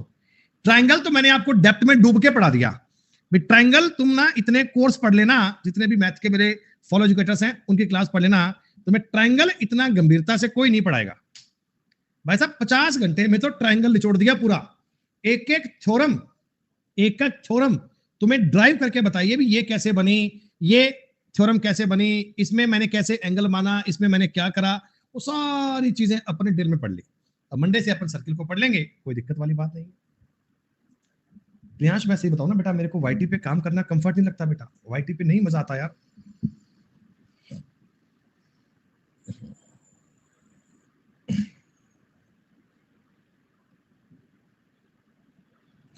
वाईटी वाला सिस्टम अलग है, ऑफलाइन तो नहीं पढ़ाते बेटा, ऑफलाइन नहीं पढ़ाते। अरे अनब्लॉक नहीं, मैंने ब्लॉक किया नहीं था, पर इसको इतना खींचा हुआ है कि ये कमेंट करेगा नहीं, अब ये कमेंट करेगा नहीं। सुनो, एक समद्विबाहु समकोण बेटा, समद्विबाहु समकोण में आपको पता है ना x रूट 2x है। अब देखो गंभीरता से कुछ करने की नीड नहीं है, गंभीरता से कुछ करने की नीड नहीं है, तुमको ये बात यहीं से पता लगनी चाहिए, तुमको ये बात यहीं से पता लग जानी चाहिए कि मेरा जो पेरीमीटर आ रहा है वो 2x प्लस रूट 2x आ रहा है, बराबर आ रहा है 16 रूट 2 प्लस 16। अगर इनमें से 16 कॉमन लूंगा तो इधर से रूट 2 प्लस 1 बचेगा, इनमें से भी रूट 2x कॉमन लो बेटा, अंदर में रूट 2 प्लस 1 बचेगा, ये से ये कट गया, रूट 2x की वैल्यू कितनी आ गई 16। इनडायरेक्टली आपको कर्ण पता लग गया क्या, आपको कर्ण पता लग गया क्या? अरे मेरा टारगेट तो हाइपोटेनियस का ही ना, मैं साइड का है माथा मारता फिरूं, मुझे हाइपोटेनियस पता लग गया ना, हाइपोटेनियस लग गया तो एरिया ज्ञात करने के लिए आप एक ही काम करना, हाइपोटेनियस के स्क्वायर में 4 का भाग दे दीजिए, 256 में 4 का भाग दोगे 128 का आधा हो गया 64। और वैसे भी आपको ऑप्शन बता ही रहे थे ना, वैसे भी आपको ऑप्शन बेटा बता ही रहे थे कि इसमें 58 में 29 दिख रहा है, 29 कैसे आ जाएगा, 76 में 19 दिख रहा है, ये कैसे आ जाएगा, 11 का मल्टीपल कैसे बन जाएगा, कोई 16 का यूज करके बनाएगा। एक ही ऑप्शन था आसान आपके लिए। खुशी, ये तुम व्हाइट बोर्ड साथ लेके पढ़ती हो। एक अंडर रूट 2 है, पेरीमीटर है x प्लस रूट 2। ये तुम कौन सा सवाल भेजी हो खुशी? ये तुम कौन सा क्वेश्चन भेजी हो बेटा? ये तो मैंने सवाल तुम्हें बताया था पहले, वही तो है ये तो मैंने। हाँ, इसमें तुम अगर आखिरी स्टेप में, आखिरी कदम में रेशनलाइज कर दोगे तो बात सेम है ना बेटा। मैंने कोई अलग काम थोड़ी किया है, तुम तो बड़े अच्छे बच्चे हो, तुमने ये काम करा। लेकिन लास्ट स्टेप में अगर मैं कर दूंगा रेशनलाइजेशन तो बात तो सेम ही बनेगी ना खुशी। कि 3 का स्क्वायर 9 हो गया, माइनस 4 दूनी 8 हो गया, देखो बटा में 1 बन रहा है। और मैंने तुमका ये तो उत्तर बताया था तुम्हें, पी स्क्वायर, ये तो आंसर दिया था। तो आपका उत्तर मेरा उत्तर सेम है बेटा। अब ये पेपर में डिपेंड करता है आपके ऑप्शंस पे। ऑप्शन में अगर बटा में ऐसे रूट वूट दिए हुए हैं तो आप इसे सही मान लेना। अगर बाय चांस ऑप्शन में बटा में रूट नहीं है, आप ऊपर ये लिख लेना बेटा। अब वो तो पेपर को देखकर मौके पे डिसाइड होगा आपको क्या करना है बेटा। अरे बताओ, क्लियर है क्या?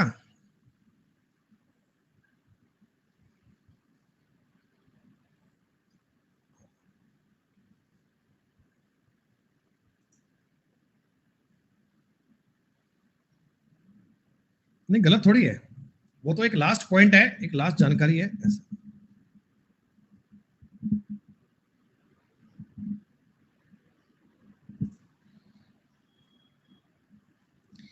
एबीसी एक समद्विबाहु समकोण त्रिभुज है, एंगल सी 90 डिग्री है, डी ए बी पर कोई बिंदु है,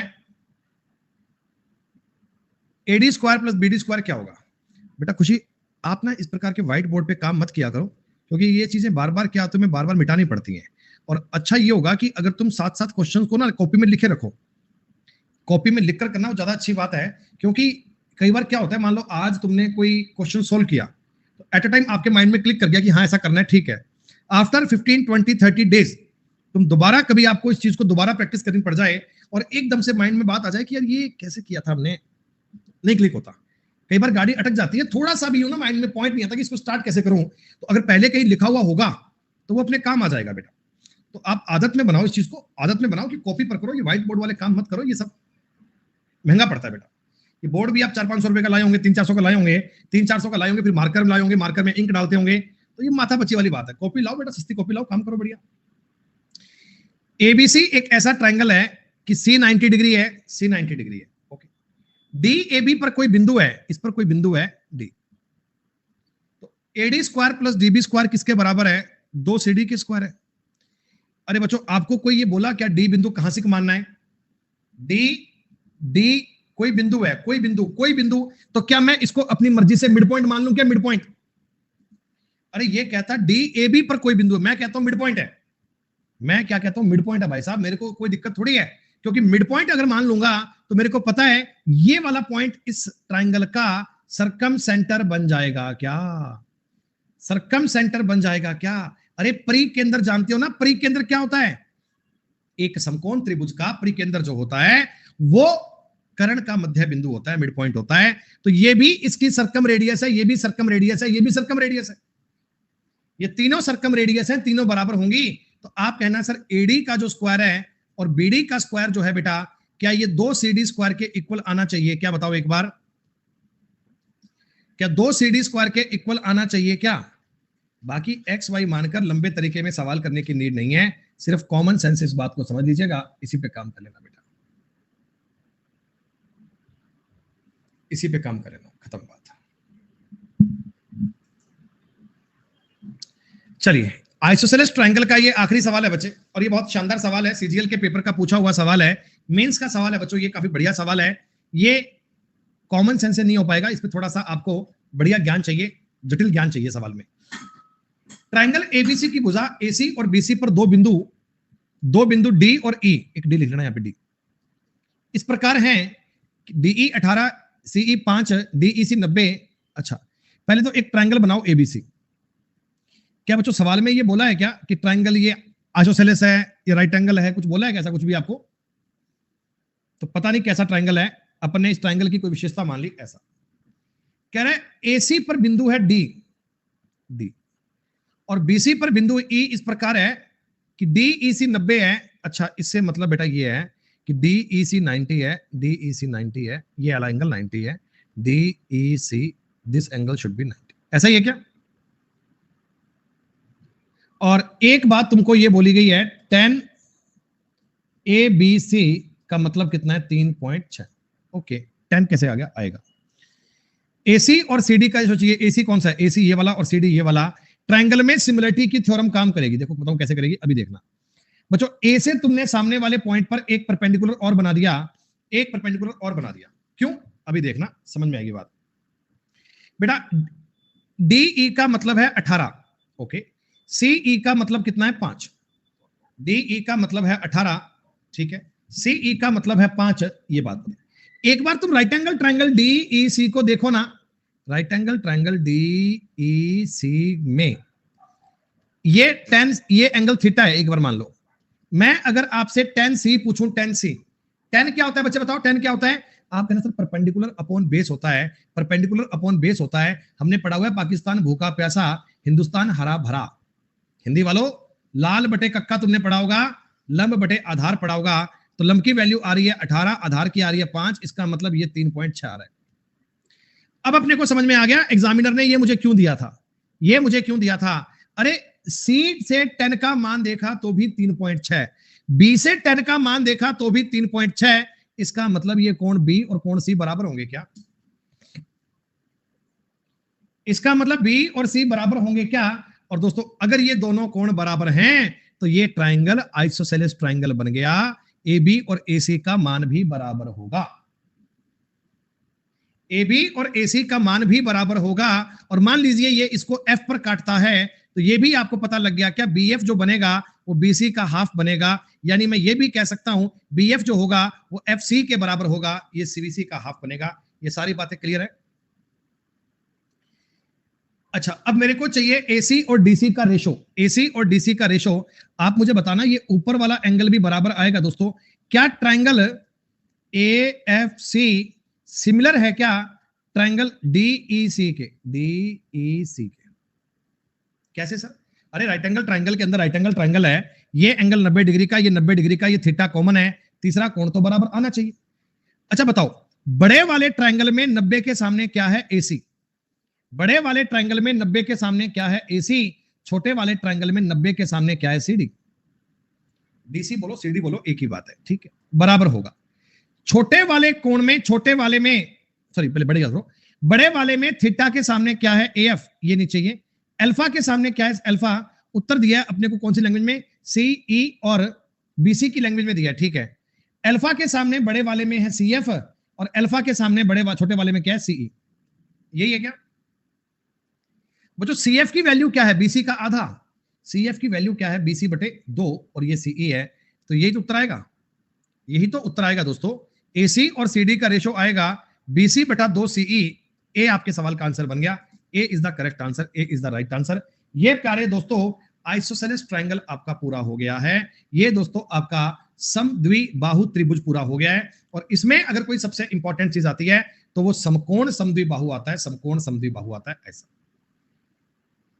ज्योमेट्री के अब तक लगभग कितने सवाल कर चुके हो आप?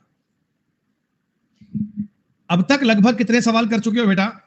मेरे हिसाब से नाना करते भी अपने 500 से ऊपर तो कर ही लिए होंगे, 500 से ऊपर तो कर ही लिए होंगे। और जैसा मैंने आपको बच्चों बताया था ना कि आप थ्योरम्स को किसी एक जगह पे आसपास लिखते रहिएगा। एक अपनी छोटी सी नोटबुक में कोई पार्ट ऐसा बना लो जिसमें सारे फॉर्मूले, सारे कंसेप्ट, सारी थ्योरम्स एक साथ रिवाइज होती जाएं, एक साथ रिवाइज होती जाएं, ताकि कभी फ्यूचर में आवश्यकता पड़े तो उनको आप रिपीट कर सकते हैं। चलिए अब दोस्तों तीसरा एक अलग से ट्रायंगल पढ़ लीजिए, हालांकि इस पे ज्यादा सवाल तो नहीं करेंगे अपन, बस आप इसको समझ लेना राइट एंगल ट्रायंगल क्या होता है।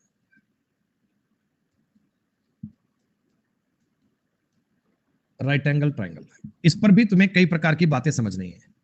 राइट एंगल ट्रायंगल का मतलब होता है बच्चे समकोण त्रिभुज। क्या तुम्हें इसकी बेसिक प्रॉपर्टीज याद है? हालांकि हम पहले इसके बारे में बहुत कुछ पढ़ चुके हैं, इन सेंटर के टाइम पे, सरकम सेंटर के टाइम पे, सब में इसकी कंडीशंस आपने पढ़ रखी हैं। लेकिन आज कुछ और भी इसके बारे में अच्छे अच्छे ज्ञान की बातें वो आप बटोर लीजिएगा, कभी पेपर में काम आ सकती हैं आपके। प्यारे बच्चों, एक राइट एंगल ट्रायंगल है जिसका एंगल बी है 90 डिग्री। इस बार मैं आइसोसेलेस ट्रायंगल की बात नहीं कर रहा हूं, ध्यान दीजिएगा। ये जो 90 डिग्री वाला वर्टेक्स है, 90 डिग्री वाला, आप जानते हैं इसका नाम ऑर्थो सेंटर भी होता है। ये आपको ऑर्थो सेंटर के टाइम पे बताया गया था, लंब केंद्र बोलते हैं हिंदी में इसको।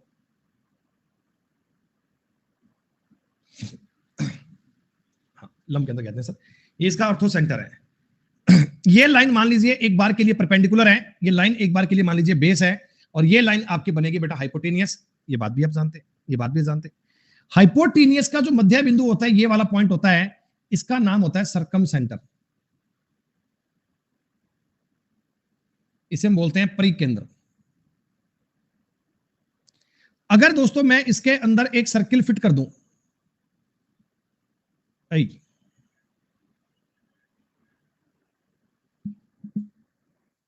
अगर मैं इसके अंदर एक सर्किल ऐसा फिट कर दूं लाके मार्केट से, नया सर्किल 5 रुपए का, ये लो, तीनों भुजाओं को टच कर रहा है बेटा, तो ये इसका बन गया इन सर्किल, ये इसका बन गया इन सर्किल अंतःवृत्त। और अंतःवृत्त में जो ये त्रिज्या बनेगी, ये वाली, ये त्रिज्या बनेगी, ये स्मॉल आर बनती है ना, स्मॉल आर। और ये इसका पॉइंट होता है इन सेंटर, ये इसका पॉइंट होता है इन सेंटर। इन सेंटर का मतलब क्या होता है? इन सेंटर का मतलब होता है अंतः केंद्र। तो बेटा अगर ये साइड आर है तो ये भी आर होगी, ये भी आर होगी, ये भी आर होगी। ये सारी side R R R R होती हैं। और ये कोने में जो एक प्यारा सा स्क्वायर बन गया, छोटू सा स्क्वायर बन गया, इसका ये डायगोनल है, इसका ये डायगोनल है विकर्ण। तो क्या ये √2r होगा? तो आप लोगों ने ये समझ रखा है कि किसी भी राइट एंगल ट्रायंगल में ऑर्थो सेंटर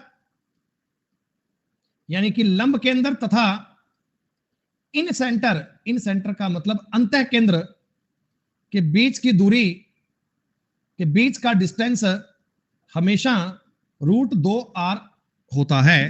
आर यहां पे क्या है दोस्तों? आर होती है, आर होती है बच्चों अंतः त्रिज्या। और तुम्हें आर ज्ञात करना आता है? P + B - h/2। नहीं रे राहुल झा, कैपिटल आर की बात करोगे तो वो होता है h/2। कैपिटल आर की बात करोगे तो वो होता है h/2। कैपिटल आर की बात करोगे तो वो होता है h/2। आगे बात समझ में? इतनी बात में किसी का कोई कंफ्यूजन, कोई डाउट, कोई आपत्ति किसी का? अच्छा, अब मैं तुम्हें छोटी छोटी एक दो बातें और बता रहा हूं, बड़ी प्यारी प्यारी बातें हैं, सुनना बेटा। आर बराबर आपने कहा गुरुजी P + B - h/2 होता है। कैपिटल आर गुरुजी आपने कहा h/2 होता है। मैं एक बार स्मॉल आर और कैपिटल आर का आपस में थोड़ा रिलेशन करना चाहता हूं, सुनिएगा। इस आर को आप यहां ले जाओ, 2r, 2 को ले जाओ, तो ये बन गया P + B - h की जगह 2r लिख दूं क्या? बोलो बोलो बोलो, h की जगह पे 2r लिख दूं क्या? 2r इधर ले जाओ, 2r + 2 स्मॉल r बराबर हो गया P + B। तो आप ये भी कह सकते हैं कि राइट एंगल ट्रायंगल में अगर आपको छोटे वृत्त यानी अंतःवृत्त की त्रिज्या और बाह्य वृत्त की त्रिज्या में रिलेशन ज्ञात करना होना बेटा, तो इन दोनों का जो जोड़ बनता है वो परपेंडिकुलर और बेस के जोड़ का आधा बनता है। एक प्रकार से उनका एवरेज बनता है, एक प्रकार से उनका एवरेज बनता है, एक प्रकार से उनका एवरेज बनता है। ये एवरेज की बात नोट करना।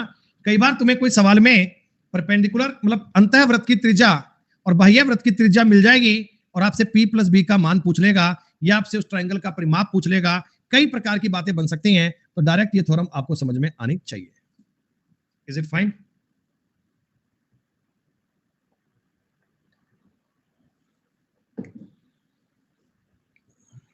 ठीक है, एक बड़ी आवश्यक जानकारी और समझ लेना। एक राइट एंगल ट्रायंगल है मेरे पास, एक राइट एंगल ट्रायंगल है।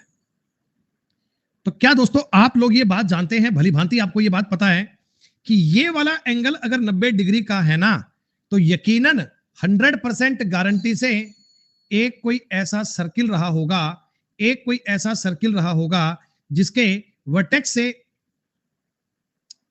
ये सर्किल ऐसे गया होगा।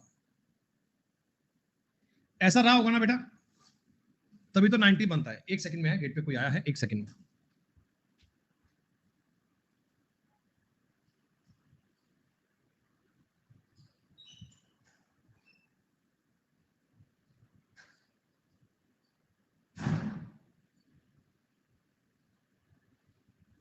ये यहां से लेना बर्तन ना, जी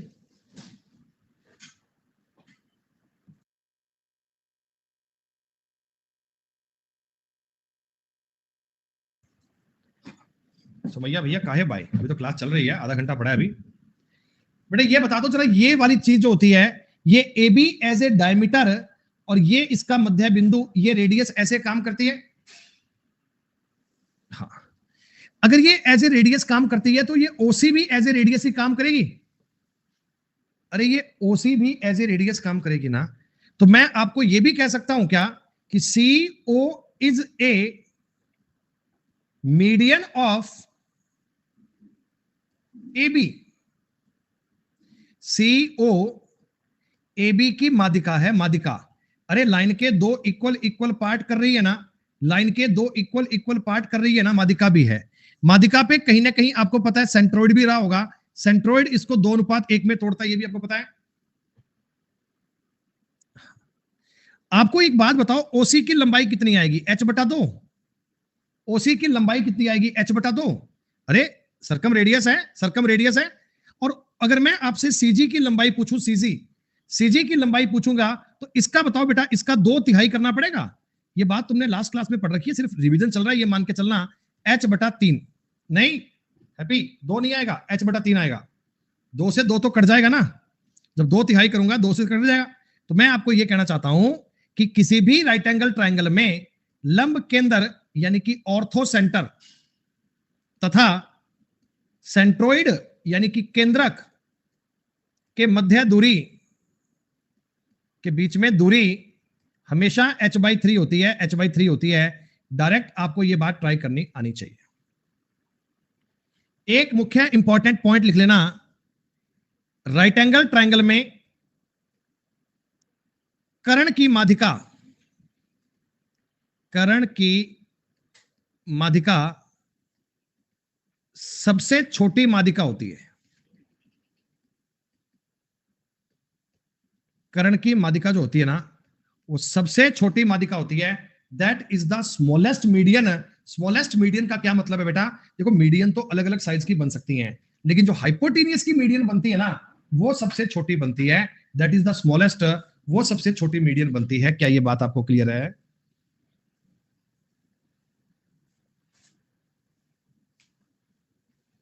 भाई ये देखो, ये चीज ना प्रैक्टिकली समझना। आप कोई भी एक ट्रायंगल बनाओ, कोई भी, मान लो मैंने एक इतना बड़ा ट्रायंगल बना लिया, इतना बड़ा है ना, इतना बड़ा ट्रायंगल बना लिया, इतना बड़ा। अब सामने वाले पॉइंट पर अगर आप मीडियन देखो खींचते जाओगे, यहां से मीडियन बनेगी इतनी बड़ी, यहां से मीडियन बनाओगे इतनी बड़ी बनेगी, लेकिन सामने वाले पॉइंट की इसकी मीडियन तो इतनी सी बनेगी ना बेटा। आपको दिख रहा है कि जो भुजा जितनी बड़ी होती है ना, उसकी मीडियन उतनी छोटी बनती है, उसकी मीडियन उतनी छोटी बनती है। तो राइट एंगल ट्रायंगल में क्या होता है, कर्ण सबसे बड़ा होता है, ये कर्ण सबसे बड़ा होता है, इसकी जो मीडियन होगी ना, दिस इज द स्मॉलेस्ट, ये सबसे छोटी बनती है, ये सबसे छोटी बनती है। आई बात समझ में?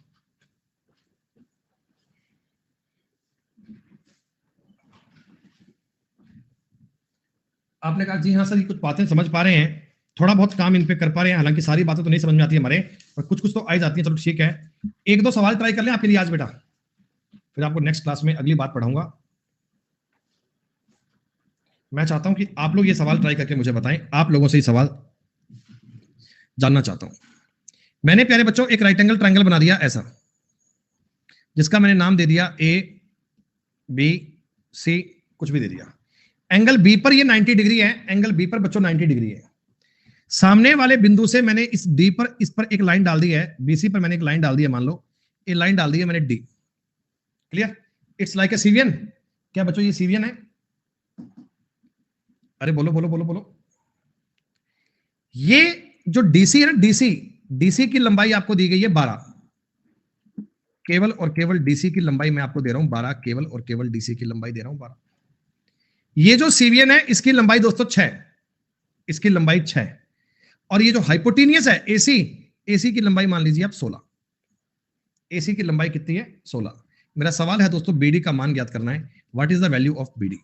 एसएससी के पेपर का पूछा हुआ सवाल है, प्रीवियस ईयर से देख के लिखा सवाल मैंने अभी। क्या आप मुझे ये बता दो, आप मुझे ये समझा दो कि इस वाली आकृति में, इस वाली फिगर में हमारे सामने, इस वाले पॉइंट में हमारे सामने दो राइट एंगल ट्रायंगल दिख रहे हैं। अरे दो राइट एंगल ट्रायंगल दिख रहे हैं क्या? मैं एक काम करता हूं, इस लाइन को देखो एक्स मान लेता हूं, इतनी सी लाइन को। अब दोनों का परपेंडिकुलर, दोनों का ये ए बी को मान लो परपेंडिकुलर है, दोनों का परपेंडिकुलर सेम है क्या? अरे ऐसा देखो, फर्स्ट वाले ट्राइंगल ए बी डी में, फर्स्ट वाले ट्राइंगल ए बी डी में क्या करोगे? आप कहना सर ए बी का जो स्क्वायर बनेगा ना, वो 6 का स्क्वायर 36 माइनस बनेगा बीडी का यानी एक्स का स्क्वायर। क्या ऐसा ही है क्या? क्या बोलो बोलो, ऐसा ही है क्या?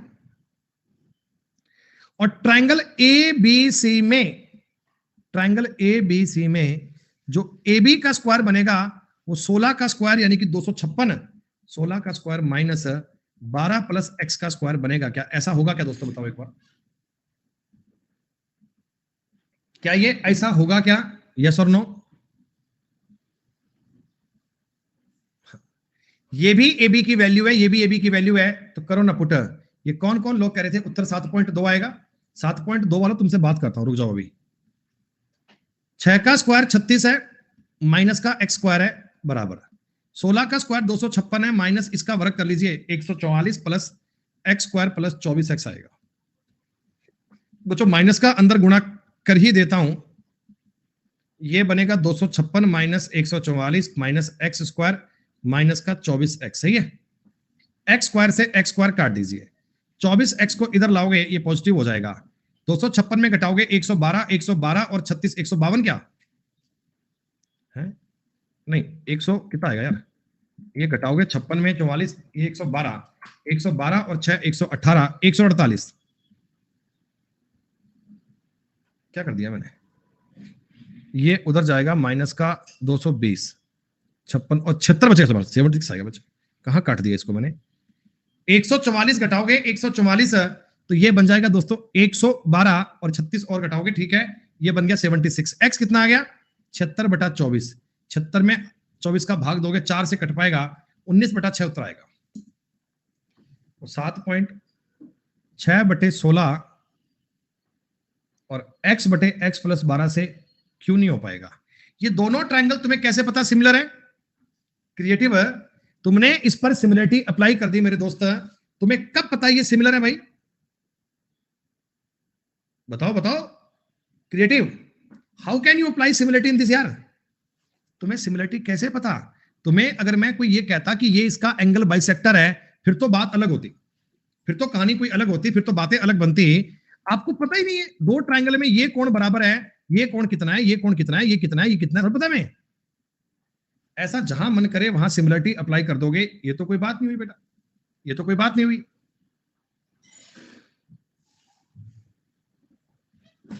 तो क्या बकवारा करो। एक सवाल देखना, ये क्वेश्चन सीजीएल 2000 सॉरी सीएचएसएल 2019 के पेपर में आया था। इतना फर्जी सवाल कि मुझे पेपर देखकर लगा कि बच्चों को इतने ज्योमेट्री हम ऐसे पढ़ाते हैं तो तुम इतनी फर्जी बात पूछते हो। कह रहा है किसी राइट एंगल ट्रायंगल में, किसी राइट एंगल ट्रायंगल में तीनों भुजाओं के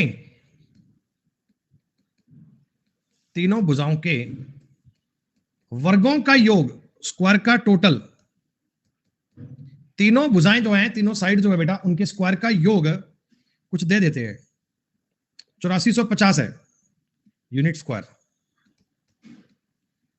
कर्ण ज्ञात कीजिए, हाइपोटेन्यूज ज्ञात करो। ये पेपर का पूछा हुआ सवाल है। अभी देखो, राइट एंगल ट्रायंगल से ऐसी बात बनती है बच्चों, राइट एंगल ट्रायंगल से ऐसी बात बनती है, राइट एंगल ट्रायंगल से ऐसा सवाल बनता है, बताइए। राइट एंगल ट्रायंगल की तीनों साइड के वर्गों का योग इतना है, तो कर्ण ज्ञात कीजिए। तुरंत आपका उत्तर आना चाहिए, तुरंत पूरी क्लास का उत्तर आना चाहिए, वो भी सम सेकंड के अंदर अंदर, कुछ पलों के अंदर अंदर आना चाहिए। बताओ, अरे बताओ रे, नहीं पता? अरे राइट एंगल ट्रायंगल की तीनों भुजाएं कौन कौन सी होती हैं? परपेंडिकुलर, बेस और हाइपोटेनियस। इनका वर्ग जोड़कर आ गया 8450। क्या तुम राइट एंगल की थ्योरम नहीं जानते? पी और बी का मान जो होता है स्क्वायर का, क्या ये एच स्क्वायर के इक्वली होता है? 2h स्क्वायर की वैल्यू बनेगी इतना, तो h आ जाएगा इसका आधा 4225, 6 गुणा 7 उत्तर आ गया 65। 6 गुणा 7 कितना हो गया? 65। और क्या करना है बेटा?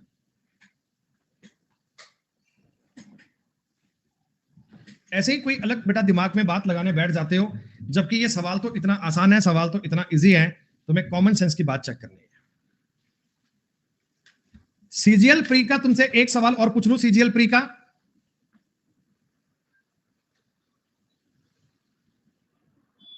सुनो प्यारे बच्चों, एक राइट एंगल ट्रायंगल है, एक राइट एंगल ट्रायंगल है। All sides are integer, all sides are integer. सारी भुजाएं क्या है दोस्तों? पूर्णांक है। सारी साइड दोस्तों क्या है? पूर्णांक है, पूर्ण अंक वाली है। ठीक है, इसकी एक भुजा का मेजरमेंट है 28 सेंटीमीटर। कोई एक भुजा है 28 सेंटीमीटर है, तो आप मुझे बताओ कर्ण की हाइपोटेनियस की अधिकतम वैल्यू क्या हो सकती है? हाइपोटेनियस की अधिकतम वैल्यू क्या हो सकती है? हाइपोटेनियस को आप मैक्सिमम क्या मान सकते हो? आपको ऑप्शन दिए जाते हैं 195 सेंटीमीटर, 196 सेंटीमीटर, 197 सेंटीमीटर, 198 सेंटीमीटर। बताओ भाई, हाइपोटेनियस की मैक्सिमम वैल्यू क्या बन सकती है? मैक्सिमम एक साइड तो बता दी 28 है। बच्चे बोलेंगे सर ट्रिपलेट लगाएंगे, ट्रिपलेट होता है 24 7 25 है, तो 25 का 4 गुना 100, लेकिन 100 तो ऑप्शन में नहीं है। तो बताओ बेटा ये कैसे ज्ञात करते हैं? एक सवाल बता दो मुझे, ताकि मैं समझ लूंगा कि आप लोगों को बातें आती हैं। कोई आप में से बता पाएगा? एनीवन? एनीवन? बुद्धिमान बालक आप में से कोई भी? इंटेलिजेंट तो आप लोग बहुत हैं, पर कोई आंसर भी दे सकता है क्या?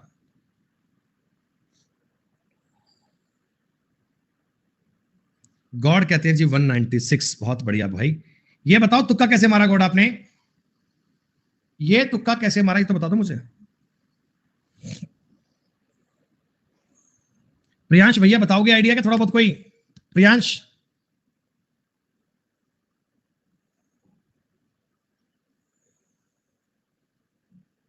सुनो मेरी बात सुनो प्यारे बच्चों। ये ना एक तरीका होता है, 197 इज द करेक्ट आंसर। सुनो, ये एक बेटा मेथड होता है कि ट्रिपलेट की वैल्यू कैसे ज्ञात करते हैं। सुनिएगा, पहले मैं आपको बता रहा हूं ऑड नंबर से ट्रिपलेट कैसे निकालते हैं। ऑड नंबर से, जैसे 3 है, 3 का ट्रिपलेट कैसे आता है? तो आप कहना जी 3 का स्क्वायर कर लो, 3 का स्क्वायर कर लो 9। 9 के ऐसे दो पार्ट करो जिनमें एक का डिफरेंस हो, तो आप कहना जी 4 और 5 बन जाते हैं। इनमें एक का डिफरेंस है, एक का डिफरेंस है। क्या बच्चों 3 4 5 का ट्रिपलेट है ना? 3 4 5 में ये ट्रिपलेट है ना? देखो मैं आपको 7 कह रहा हूं, 7 का मैंने स्क्वायर किया 9, सॉरी 49। 49 के दो ट्रिपलेट करो बेटा, तो भाग करो जिनमें एक का डिफरेंस है, आप कहना 24 25। तो 24 7 25 का देखो ट्रिपलेट है ना, 3 4 5। 24 7 25 अपन बचपन से पढ़ते आए ट्रिपलेट होते हैं। वैसे ही दोस्तों मान लीजिए मैं 9 की बात करता हूं, 9 का स्क्वायर होता है 81, जिसमें एक का डिफरेंस हो, इनमें तोड़िएगा 40 और 41 बनता है। बच्चों 40 9 41 ट्रिपलेट हो गया। अरे बताओ बताओ बताओ बताओ। आपने कहा सर अगर मैं 11 से बनाऊंगा तो 11 का स्क्वायर कर लेना 121। 121 के दो पार्ट करो जिनमें एक का डिफरेंस होता है, तो 60 11 61 ट्रिपलेट हो गया। ऑड नंबर से ट्रिपलेट बनाना कितना आसान है बेटा? ऑड नंबर से ट्रिपलेट बनाना कितना आसान है? आपने कहा सर ऐसे प्रत्येक नंबर से बन जाएगा क्या? नहीं बेटा, प्रत्येक से नहीं बनता। बेटा प्रत्येक से बन जाएगा क्या? देखो आप ट्राई करना मेरी बात। ये 5 है, 5 का स्क्वायर करोगे 25, ये 12 13 बन गया ना? 12 5 13 हो गया। अरे 12 5 13 हो गया ना? 13 का स्क्वायर करोगे 169। 169 के दो पार्ट करोगे बन जाएंगे क्या?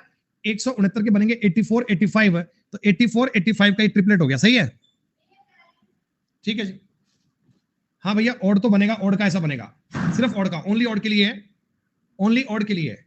तो ऑड नंबर पे कभी आपको एक साइड दे दूं, मान लो मैं आपको ये कह दूं बेटा एक साइड 15 है, एक साइड 15 है, तो आप बताओ इसके वो क्या रहे होंगे? तो आप कहना से 15 का मैंने स्क्वायर कर दिया 225। इसको तोड़ेंगे, ये बनेगा, दो पार्ट में करना है ना, 112 113, सॉरी हाँ 112 113 ऐसे। तो ये मतलब एक ऑड नंबर पे काम करता है, ये तरीका ऑड नंबर पे काम करता है। सर इवन पे क्या करें? इवन पे क्या करें? इवन का तरीका और समझो। मान लो मैंने नंबर ले लिया 6, ऐसे ही क्या 4 लें? 4 लो ना सर, 4 ले लो बेटा। 4 का आधा करो, 4 का स्क्वायर करो, 4 का स्क्वायर, 4 का स्क्वायर करोगे ये बनेगा 16, इसका आधा कर लेना एक बार। 16 का आधा कितना होगा? 8। 16 का आधा कितना होगा 8। इनको ऐसे तोड़ना कि इनमें 2 का डिफरेंस आए, इनको ऐसे तोड़ना कि 2 का डिफरेंस आए, 3 5 में तोड़ देना। देखो 2 का डिफरेंस आएगा सर, 2 के डिफरेंस में कैसे तोड़ते हैं, मेरी बात समझना। तुम पहले इसमें से ना 2 कम कर लो, 8 में से 2 कम कर लो 6, और 6 को इक्वल इक्वल बांट दो। अब जो 2 तुमने चुराया था वो इसको दे दो बेटा। क्या 3 5 3 4 5 का ट्रिपलेट हो गया? आपने कहा सर 6 है, इसका बताओ। मैं कहता हूं 6 का स्क्वायर 36, 36 का आधा करोगे 18, 18 में आप एक बार 2 चुरा लो 16, 8 और 10 बनेंगे बच्चों, बताओ 2 का डिफरेंस आ रहा है क्या? 8 6 10 का ट्रिपलेट होता है ना बेटा, 8 6 10 का ट्रिपलेट बनता है ना। आपको मैंने एक नंबर दिया था 28, मैंने आपको एक भुजा बताई थी 28, 28 का बच्चों स्क्वायर है 784, 784 का हाफ करूंगा 392, 392 में से एक बार 2 कम कर लो तो 195, 195 हो गया। लेकिन 2 जो तुमने चुराया था वो इसको दे दो भाई, ये 197 हो गया। तो 2 भुजाएं जो आ सकती हैं, कर्ण की लंबाई आ सकती है 197 आ सकती है, 197। आपके सवाल का उत्तर इस प्रकार आता है। ये इस सवाल को ज्ञात करने का मेथड हो गया। क्या तरीका पता लग गया आपको? कितनी बढ़िया बात है ना। आप ट्रिपलेट फाइंड कर सकते हैं, you have to find the triplet. ऐसा नहीं है कि एग्जैक्ट आपको तरीका डिवाइड करके बनाना है, आप काल्पनिक चीजों से बना सकते हैं बेटा। आप मुझे बताओगे 12 अगर मैं एक साइड कह देता हूं तो बाकी की 2 भुजाएं क्या बननी चाहिए? आप कहना 12 का स्क्वायर 144, आधा करोगे ये बनेगा दोस्तों 72, एक बार 2 घटा लो ये बनेगा 36 और ये बनेगा 38। क्या कर दिया? ओह 35 और 37, माफ कीजिएगा। 2 घटाओगे 70, 70 का मतलब ये 35 है और 37 है। कभी शायद आपने पढ़ा होगा, कभी शायद आपने पढ़ा होगा बेटा 12 35 37 का भी एक ट्रिपलेट होता है, 12 35 37 का भी एक ट्रिपलेट होता है। तो ऐसे जो बड़े बड़े ट्रिपलेट है ना, जैसे जो बड़े बड़े ट्रिपलेट होते हैं उनको भी आपको समझना आसान है, उनको भी आपको समझना आसान है। अच्छा थोड़ा सा इसके बारे में और रिसर्च करें, थोड़ा सा इसके बारे में और रिसर्च करें। ये चीजें तुम खाली बैठ के ट्राई किया करो। मैं पहले ये काम बहुत करता था ऐसे, ऐसा कैसे बना यार, ऐसा मतलब कैसे पता लगा मास्टर को कि इनमें 1 का डिफरेंस बनाना है, इनमें 2 का बनाना है। ये बात मास्टर को पता कैसे लग जाती है? मास्टर ये बात दिमाग में कैसे ले आता है यार? मैं बड़ा परेशान था मेरे मास्टर को देखकर। ये साइड ए मान लो, ये साइड बी मान लो, ये ऐसा होना चाहिए क्या? गणित मुझसे कहती है कि भैया ए स्क्वायर माइनस बी स्क्वायर का मतलब है ना वो 3 के बराबर होना चाहिए, सॉरी 3 का स्क्वायर के बराबर होना चाहिए, 3 के स्क्वायर के बराबर होना चाहिए ए स्क्वायर माइनस बी स्क्वायर। इसका मतलब मैं ये समझ गया ए प्लस बी, ए माइनस बी, ये चीज 9 के बराबर आनी चाहिए। अब 9 को अगर मैंने देखा, 9 को मैंने देखा तो मैं समझा कि यार ये 9 कोई 2 चीजों का गुणा करके बनाए, ए और बी को जोड़कर, ए और बी को घटाकर इनका गुणा करके बनाए, तो मैंने इसको 9 गुणा 1 मान लिया। और तो करूंगे भी क्या, और तो करूंगा भी क्या? 3 गुणा 3 तो मान नहीं सकता बेटा, 2 चीजों का जोड़ भी और गुणा भी सेम हो, कैसे डिवाइड भी सेम कैसे मानूंगा? तो 9 गुणा 1 मान लिया। इससे मतलब मेरे को पता लग गया ए प्लस बी का मतलब 9 आना चाहिए, ए माइनस बी का मतलब 1 आना चाहिए। तो मैंने तुरंत इस चीज को बेटा समझ लिया, तुरंत इस बात को ऑब्जर्व कर लिया कि ये वाली साइड 5 आएगी, ये वाली साइड 4 आएगी। तो मास्टर ने तुमको एज ए ट्रिक बताने के लिए कह दिया, देखो मेरे पास एक तरीका है। कह रहा है 3 का स्क्वायर कर लो 9, उसने एक्चुअल में ये वाला 9 किया था। फिर वो कहता है इसके 2 ऐसे टुकड़े करो, 1 का डिफरेंस बन जाए। वो एक्चुअली ए माइनस बी 1 करना चाह रहा था, वो एक्चुअली ए माइनस बी को 1 करना चाह रहा था, इसलिए 5 और 4 में तोड़वा दिया। और हम कह रहे अरे वाह गुरुजी, trick trick trick trick trick trick बड़ी शानदार है। ट्रिक नहीं है, एनालाइज्ड मेथड है, ट्रिक नहीं है, एनालाइज्ड मेथड है। अच्छा सर इवन वाले में भी सेम काम करते हैं क्या? हाँ दोस्तों, हाँ इवन वाले में भी मास्टर ने बताया कि हमने ऐसे ही किया। मैंने पूछा गुरुजी तुमने ये कैसे कर दिया? तो हमारे प्यारे मास्टर ने बताया बेटा ये साइड मान ले सुमित 4 है, ये मान ले बेटा ए, ये मान ले बी है। आप मुझे एक बात बताओ, ए स्क्वायर माइनस बी स्क्वायर का मतलब 4 का स्क्वायर 16 आना चाहिए क्या? हमने कहा हाँ सर। कह रहे ए प्लस बी, ए माइनस बी, क्या दोस्तों इनका मतलब 16 आना चाहिए क्या? हाँ। एक बच्चा कहता गुरुजी तुम ना इसको 16 गुना 1 मान लो। उसके मन में विचार आया, कह रहा 16 गुना 1 मान लो गुरुजी, अब देखते हैं क्या करते हैं। लेकिन इससे संकट पता है क्या हो गया? 2 नंबर को जोड़कर 16 बन गया, घटाकर 1 बन गया। इससे जो ए और बी का मान बनेगा बेटा ये पॉइंट में जाएगा, इससे ए और बी का मान जो आएगा पॉइंट में जाएगा। और मेरे को पॉइंट नहीं चाहिए, मेरे को पॉइंट नहीं चाहिए, इंटीजर बनाने हैं बेटा, इंटीजर, तभी तो उनको ट्रिपलेट का नाम दे पाऊंगा। तो मैंने कहा मैं काम करता हूं दोस्तों, ज्यादा कंफ्यूजिंग वाली बातें नहीं करता, मैं इसको 8 गुना 2 कर लेता हूं, अब ये पक्का इंटीजर बन जाएगा। भाई बात समझ में? अरे वाह गुरुजी, अरे वाह, अरे वाह, अरे वाह, अरे वाह। तो a प्लस बी का मतलब 8 कर लेना, a माइनस बी का मतलब आप लोग 2 कर लेना। ए का मतलब 5 आ गया, बी का मतलब 3 आ गया। इसका मतलब मास्टर ने कहा कि तुम 4 का स्क्वायर करना बेटा 16, 16 का आधा करना 8। वो 8 क्यों करवाना चाह रहा है, समझ में आ रहा है तुमको? फिर वो कह रहा है 2 के डिफरेंस में तोड़ना, क्योंकि वो ये 2 बनाना चाह रहा है बेटा, वो 2 बनाना चाह रहा है, मास्टर बहुत तेज है, इसलिए इसलिए आप ये चीज क्रिएट कर सकते हो। ट्रिपलेट की बात है, कभी ट्रिपलेट बनाना आए तो बना सकते हो। आया समझ में क्या? चलिए, उम्मीद करता हूं दोस्तों आपने ट्रायंगल में जितना समझा, ट्रायंगल में जितना काम किया, उतना इस मस्तिष्क में भीतर में अच्छे से छप गया होगा। डिटेल में ये चीजें आपकी बेटा बहुत बढ़िया प्रकार से बन गई होंगी। ट्रायंगल को बेटा आप लोग ऑब्जर्व कर पाए, ये मैं पूरी उम्मीद करूंगा। और अब इसके बाद दोस्तों पढ़ेंगे सर्किल, मंडे वाली क्लास से। मंडे वाली क्लास से दिल थाम के पढ़िएगा, सर्किल पढ़ेंगे। ठीक है बेटा, शीट में आपको दे दूंगा, चिंता मत करना। रेडियक्स काम तुम्हें पूरा करवाने की कोशिश करूंगा, पूरा करवाने की कोशिश करूंगा।